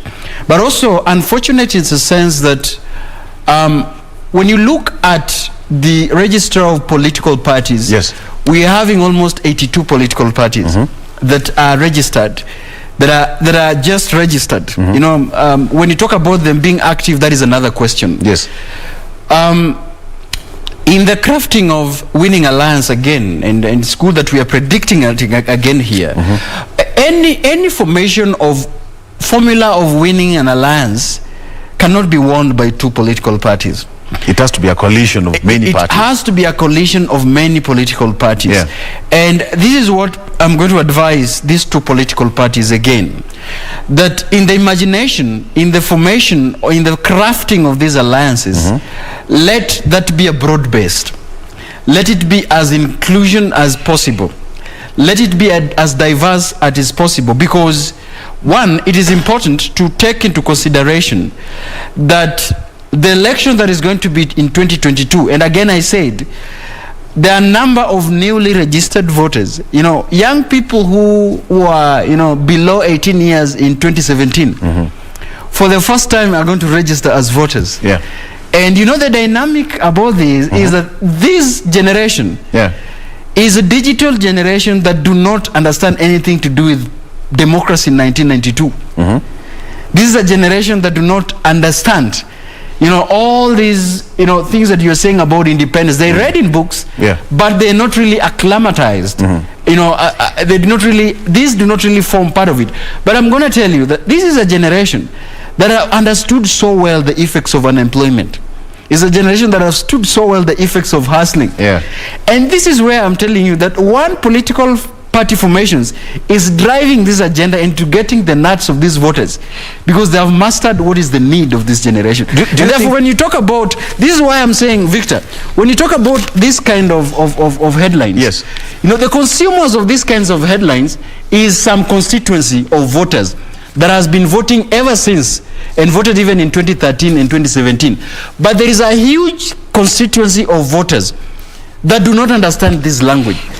And it's important to spread and reach out to these people. What is this kind of headline meant to achieve? Because people have been saying Jubilee is dead and ODM is dead, NASA is dead. And now the two principles of these two political parties are now coming together and say that, we are not dead. The parties are not dead. We are forming a coalition. Is this meant to send a signal that, hey, 2022 is fast approaching years, but the same parties that you say that are dead will come up and as a formidable force in the next election? Definitely, and that is right. And you see, as yesterday, not really yesterday, but even the previous week, there was some chat within the corridors of Jubilee Party about rebranding the party. Yes. You know, the dealing party colors, the party colors, the logo, and, you know, yes. and besides that, what is really important for Jubilee, all political parties, is to look into the party organs. And you see, one of the allegations about the fallout of other UDA outfits that came is simply because there was an allegation that some people within the house and within the party organs, fingers were pointed towards the vice chair, the office of the vice chair, and the office of the Jubilee Party Secretary General. And I think besides just rebranding these party logos and party outfits, I think it's important for, and we said it here again, by the way, that one of the things that kills Jubilee is not having the PG. You understand? Which they haven't had ever. I think they only had it after when they were preparing for the repeat elections. Which there was someone, it was about a sermon that was given to the party and the direction to follow.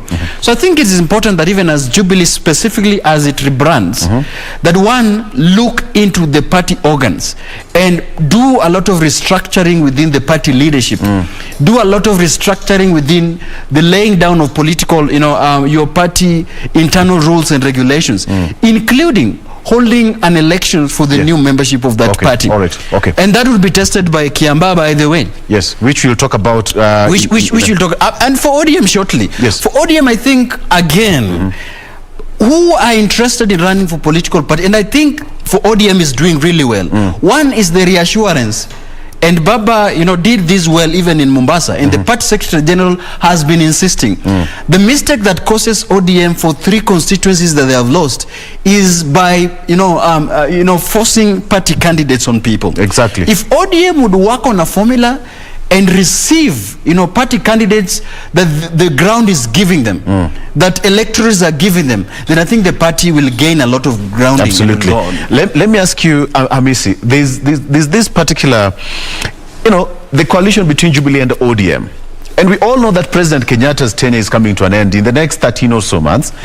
But then that coalition between Jubilee and ODM is being worked out so that they have got that broad-based kind of, negotiating level playing field come next year. Now, where is President Kenyatta's position in the next election?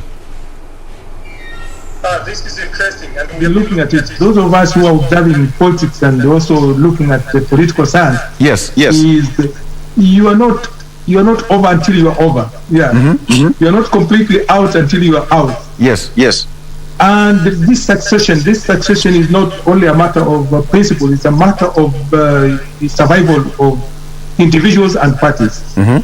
So Jubilee is saying they may not have a candidate for the presidency, but does it mean that they are all gone? Is it dead? So they are playing, they are strategizing for a stake within the next government. If you remember, if you had the deputy chairman of the party, he said, we will be in the next government. If you hear some of the Jubilee people say, we shall be in the next government. That means quite a lot. That reads quite a lot. So people cannot just leave because the presidency or the candidate is out. They want to have a stake. Maybe we don't know what role they will play. The current president is not the candidate in 2022, but he is in Kenya. He is living in Kenya. He has a political following. He has a stake. He has a team. You can't leave them out in any fashion for the next government. So they are strategizing how they will play their game, what stake will remain after Uhuru is gone, and who will be. And then the other thing is, at the moment the big person moves, they'll be struggling for the position. In Central, we are seeing it. After Raila, we shall see. Now you see quiet, but after Raila, somebody will come up to say, let me lead. And that is where the politics really comes. So I see a movement of Jubilee working on a strategy that they are not left out completely. If they were still with Mheshimiwa William Ruto, they would be assured. You can see, but half of them are not sure that they will be assured of some stake and some position. If you remember 2017, some of the strong candidates in Central Province did not win. Why? Because they were not in the team of Dr. William Ruto. Yes. So people are looking for those intricacies. The president will not be there, Uhuru will not be there, but where shall I be? And those who are out would like to come back. Those who are in would like to hang on. It's really serious matter. To some people, it's a matter of life and death. You see our politics. You can see the skirmishes that were there in Kiambaa yesterday or the day before yesterday. These are signs that the 2022 campaigns will be hot and will be not on issues. I can't see issues coming out, but I can see a lot of personalities. I can see a lot of these skirmishes. If you can be able to have a Photoshop and say so made so and so, and they didn't meet. You know, this digital world is very interesting. I want to give you one point my friend has mentioned about the youth. My analysis, every party has youth, and every party has a message for both the youth and the elderly. So when it comes to really the tire meeting the road, every institution will have its youth, and we better have a platform. If you're talking about economic development of the youth, the ODM is having a strategy for the youth. WIPA has a statement for the youth. So it depends on how you sell this message, this economic base. Because I like to say, my friend has said, it is based on economic and empowerment issue.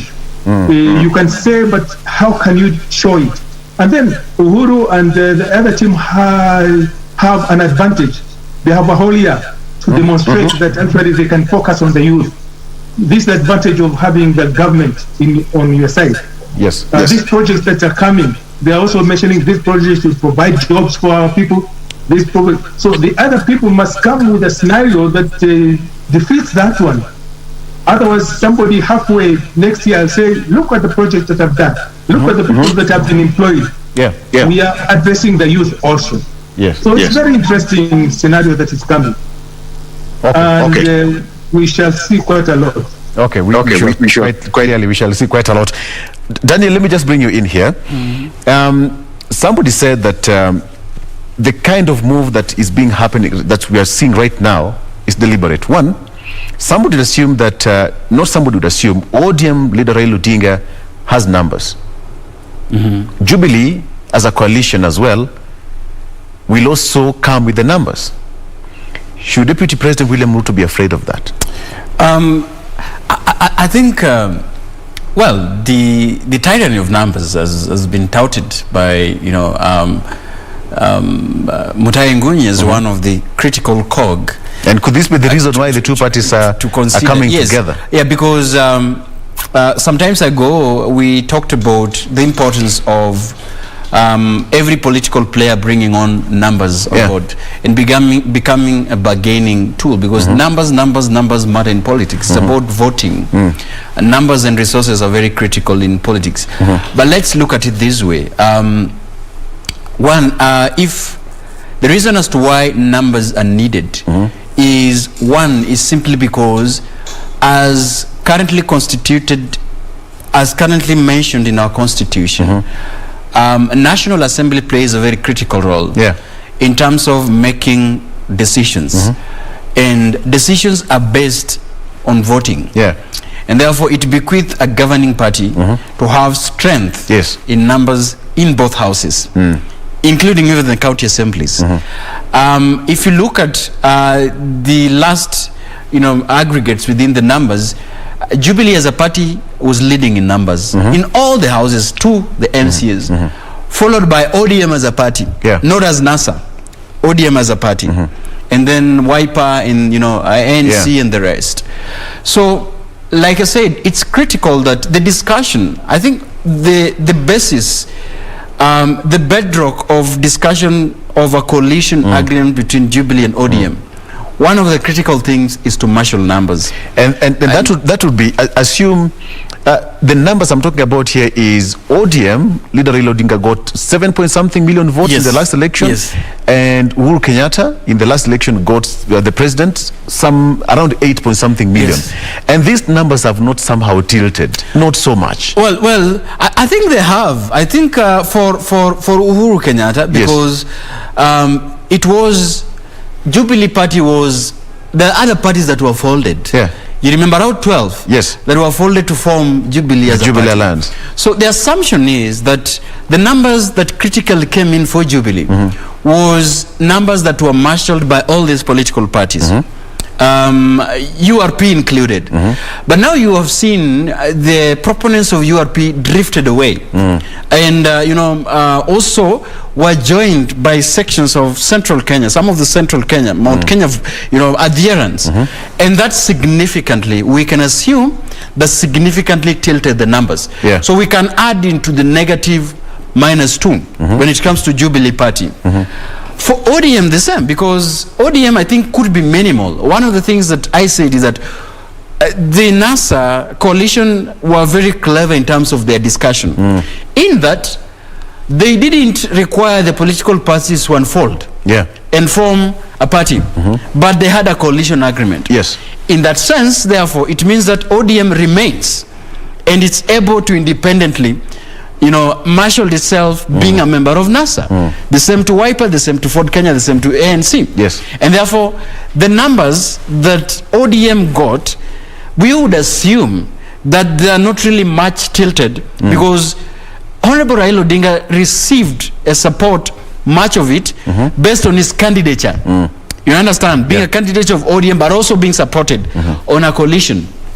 So this is what I think, even as we discuss the numbers between Jubilee and ODM, the other factor would be the critical role the imagery of the state brings in, the imagery of Uhuru Kenyatta. Yes. As a president. I like what Amisi said, that he understands that his term ends, the second constitutional term ends, and we said that we cannot really 100% say that he is done, because here we have constitutional amendment processes that gives a broad-based negotiation basis, if at all is going to pass. In that, President Kenyatta constitutionally cannot run as a president. No. But other options are open to him. Yes. You understand? Yeah. Other options are open to him. So I think that is also within the jostling of Jubilee Party. Okay. And the critical thing, Victor, the straw that will break the camel's back for all of them, for both Ruto and all these handshake partner, is the big question of the running mate. Thank you. On that note, let's take a break, and when we come back, we still continue this discussion. But of course, let's talk about the Ukambani tour. Yes. At some point, Raila Odinga said that he was not going to address. Yes. He said, no, that was not his position. He didn't want to speak. And then later on, he spoke, and it was just fine. There's nothing much, really. But it made some politicians quite uneasy during that president's tour in Ukambani. Yes. Let's discuss that when we come back after this particular break. Stay around.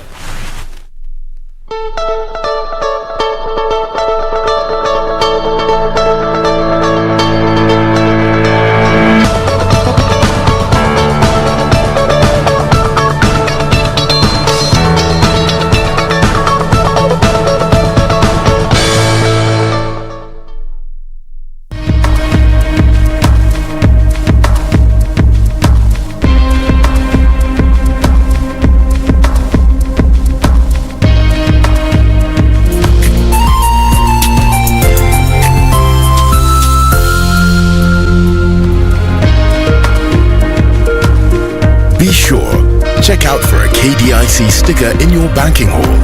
KDIC, protecting your deposits.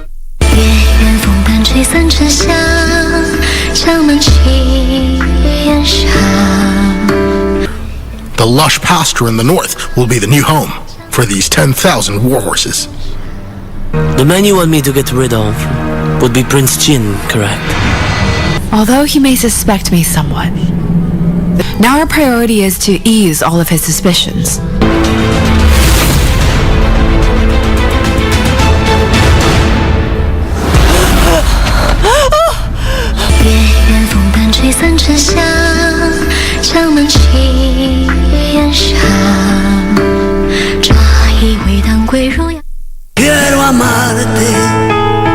forma diferente, de otro modo.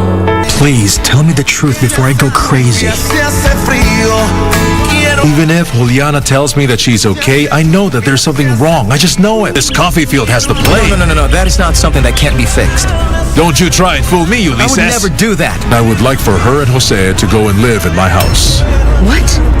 You want Genoveva and Jose to live in the same house where you lived with me and my mother?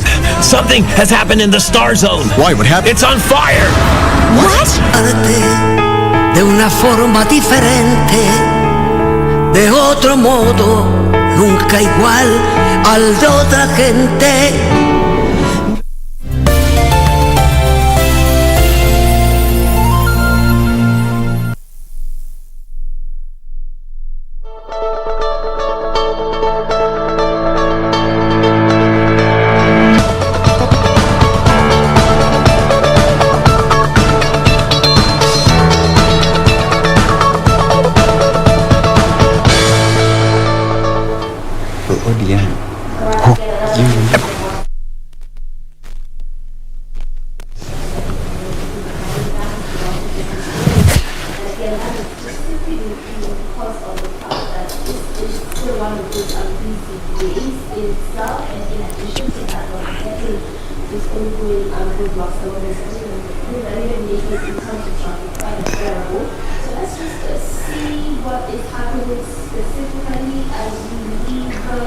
Things are getting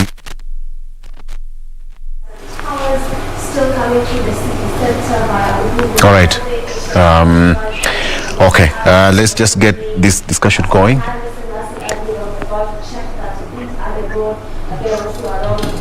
All right, we'll get to sort out Doreen's microphone is not that okay, and we'll sort that out pretty fast and then get back to that. I want my cameraman to zoom in here. There is this photo here of if you can get this photo, if you can get this one clearly, thank you. That one is Jimmy Wanjigi. Okay, there's the camera. There you have it. That is Jimmy Wanjigi there posing for a photo wearing an ODM or Orange Democratic Movement scarf. And there is written fearless. All right, fearless. And we have got ODM, we have got Orange. There you have it. And it's a 2022 branded JW, that is Jimmy Wanjigi. This one already puts so many things into so many questions. Remember, he said that he's been part of the kingmaker. He's been a kingmaker in the past, and right now he's also coming out very strongly as a candidate. Let me start with you, Hamisi Boga. Perhaps you've not seen that video, and if you've seen it, we have got a photo of Jimmy Wanjigi standing there, ready to go with, his two hands clenched together and having that big smile and a scarf of ODM written fearless. Jimmy Wanjigi, JW 2022. Wow. You want to comment on that? Yes, let's go ahead. Yes. To comment on the court proceedings without breaking the law. Right. We know Constitutional Court is preparing a report. Yes. And the process in Kenya will be shaped by the results of this court. Yes. If the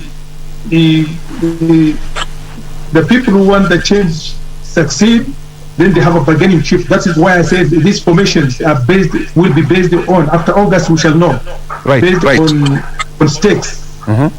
If not, then they need another strategy. Now that we didn't win, that we are not going to have those positions to share, what is the other? So I think people are playing around it. After the end of August, we shall see a way forward in terms of this. And also I can see those people who are opposing that thing to benefit, because if it is a law, then they also have to have a team and say, now that it is a law, we can also have some places. So they will also have a bargaining fee. I can see a lot of things coming. Let's go back to maybe my perception about Mheshimiwa Wanjigi. Yes. Mheshimiwa Wanjigi has been active politically and also very supportive to the ODM team. And now that one time there was we saw perception of friction between him and the president, but now that the president and the ODM leader are together, Wanjigi is also there. There is a chance of a possibility of having a running mate from Central Province. If it is so, who can come? Who can be a possible candidate supported by both Uhuru and Raila? Yes.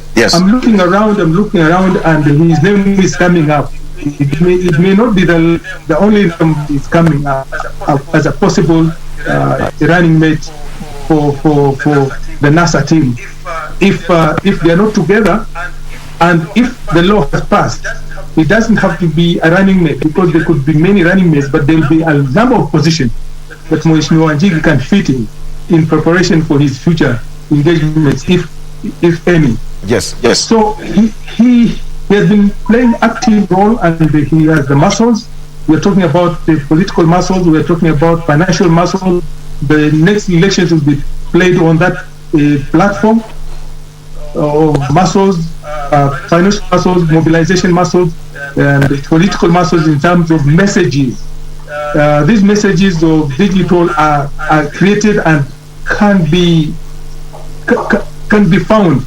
You can employ 100 people to do the digital. You need money. You need those resources. So I can see a lot of advantages of him coming up now. So some people can see, oh, he's around. So if you want to strategize, you have to know that Jimmy is coming. The question yes, it's quite interesting, Hamisi. Even as I bring Daniel here, most of the candidates in ODM party have always said, I'm going for the top seat. Talk of Oparanya, talk of Joho, and the governors. Everybody has been going for the top seat. They say that, you know what, it's my time. Nobody has been angling for being the running mate of ODM Raila Odinga, including Jimmy Wanjigi, who is now saying that he's been a kingmaker, and now he's ready to also to be the king. So Amishi has raised a very important question here, that his name is being spoken right now. He's appeared. So what kind of position and role do you think Jimmy Wanjigi, apart from being the president, do you really think he can decide and say, okay, fine, I can't be the running mate? Well, it's quite interesting though. Yeah, I think when I saw the entrance of Jimmy Wanjigi, that complicated the matrix of the possibility of the wide casting of looking for a running mate. Yeah, because again we will say here on record that it's quite interesting if BBI could have passed, because it opened a broad-based positions for negotiation. Yes. The only complication is that if it fails to pass, and therefore that leaves prospects so low for people who really want to look for jostling for position that would come in the next government. Every politician is very prospective about who will be in the next government. Yes. Any calculation, be it from a member of county assembly way back, way up to the presidential candidates, everybody want to associate with who they think will be in the government. Yeah. And therefore, that subsequently usher them into the government. So, but by going for those positions, you don't go to negotiating table. Like I keep on saying, you don't go there as just, as low as you must have some muscles. You must have some muscles. And I agree with what you're talking about, and Rosha Missy said. Yeah. That mention those that have announced their bid. Yeah. Justin Muturi, coming into this equation not only as a speaker, but as a de facto spokesperson, prospect of a spokesperson of Central Kenya, and and the one who the whole of governors from Mount Kenya East are lending an ear to. So that in itself has already marketed him as prospect, as somebody who will be there. in the negotiating table. Wanjigi is equally thinking that apart from him being the kingmaker in 2013 and being another one, you know, the failed one in 2017, he cannot sit pretty, you know, and just be kingmaker without, you know, having to go to the to this negotiating table. Right. Whether he offers resources, whether he offers financial muscle, or whether he also offers an advisory. He must proceed to this table, you know, this cake, as an individual there. And for him to do that is to declare. But also, let me also, something you've mentioned that is very interesting. All these people who are declared that they would face the Right Honorable Raila Odinga in the nomination in ODM for a presidential candidate, you know, ticket, their voices are either withered. You know, as we proceed, they have either cede to the ground and agree to negotiate for other position. In one way or the other, I think there is a hand that's intervening, you know, for silently from some quarters. For these people, you know, to go to a negotiating table, but to not provide a threat as a presidential candidate. You understand? There is something, because anybody who's declared, and I think for Justin Muturi is slowly withering. We had Mukisa Kitui, who has also declared that he's going for a president. So I think, this is what I think, that is important, that even as we proceed to the formation of these alliances, each and every political bigwigs, each and every political, you know, sponsor of any political discourse would want to go to this table as a prospective one who really wants to see as an equal partner. Okay, let me and also, don't forget that Nairobi has no governor as we speak. And Wanjigi and all other people who are proceeding to march forward as prospective presidential candidate, there could be a discussion for them to cede ground and consider Nairobi. Let me ask you this question, Daniel. We only just have 5 minutes. Let me ask this question. Then what does Jimmy Wanjigi's now entrance into this political cycle now have on one, Raila Odinga, Honorable Raila Odinga, you know, the governors Joho and Oparanya, and any other person who had declared his interest in the ODM party ticket? It complicates the whole issue, because all these you know, these political party stalwarts and second-term governors, you want to have a negotiation with ODM for a position to stick on a position. And when they are going to endorse the handshake candidate, let me tell you, what is already, I can say without contradicting myself, that the presidential ticket for the handshake candidate is already settled. That is one thing I can clearly tell you. What is happening right now is back and forth concerning the positions of those who are not able to make it to presidential candidate and prospective candidate for a running mate. I think the whole of discussion therefore settles. And as we proceed now, I think for the second-term governors, the reason as to why all these second-term governors would want to push for constitutional amendment, I highly doubt because of the timeline, is simply because, like I said, it offers a political settlement. Because as things currently stands, it would be very difficult for any political, you know, outfits to promise any position, because the space is so limited right now. The position is so limited. But again, don't rule it out, because the government of the day has a number of opportunities, has a number of appointive positions. So these basically brings into equation, it upsets the political equation for ODM, but also on the flip side, it strengthened Orange Democratic Movement, because like 2007, as they were proceeding for 2007 elections, there was a democratic process in terms of you know, electing and delegates, you know, electing who is a prospective candidate for Orange Democratic Party. I think that strengthened the party further. Exactly. All right. Let me just bring you here, Miss Mboga, even as you give your final remarks, because now we are already stuck for time. What is your final remark? We have got, you know, 2022 political scene is going to be, it's going to be an interesting one. Between now and December, it's going to be an interesting one. Your closing remarks, Hamisi.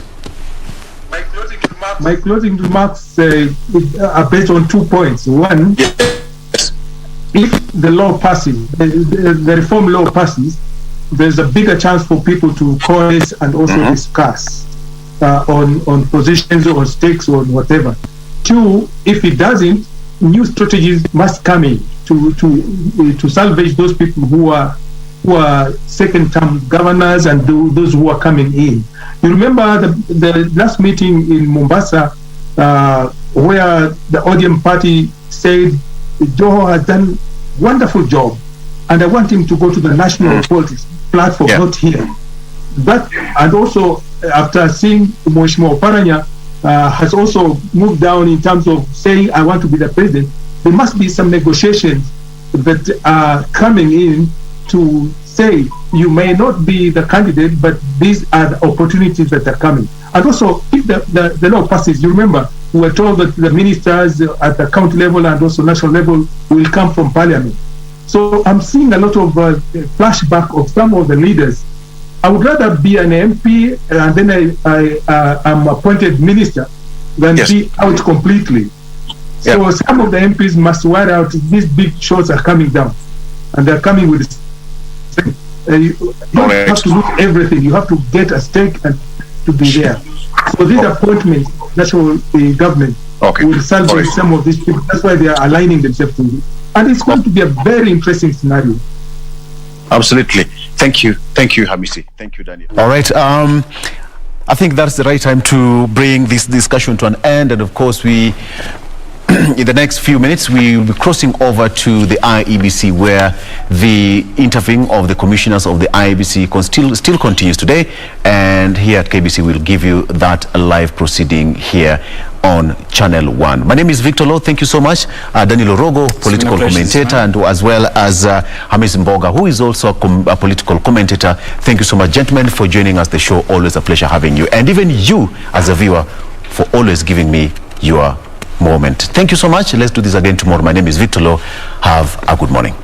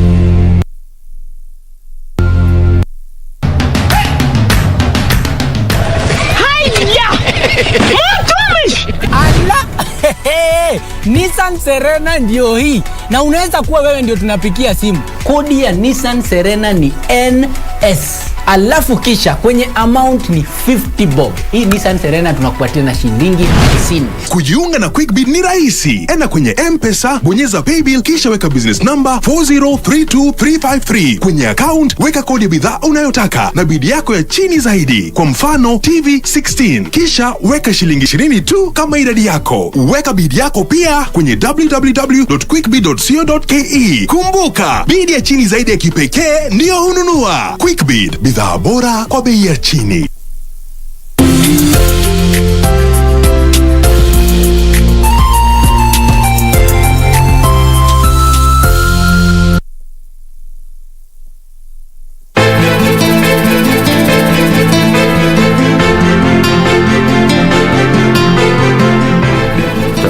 Boarding school. Hakuna kwenda boarding school. Does it include unblocking my card?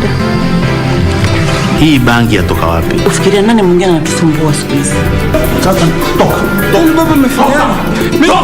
Mfano wako ungekubali wewe? Baba niamini mimi najua baada ya hizi kutabaki.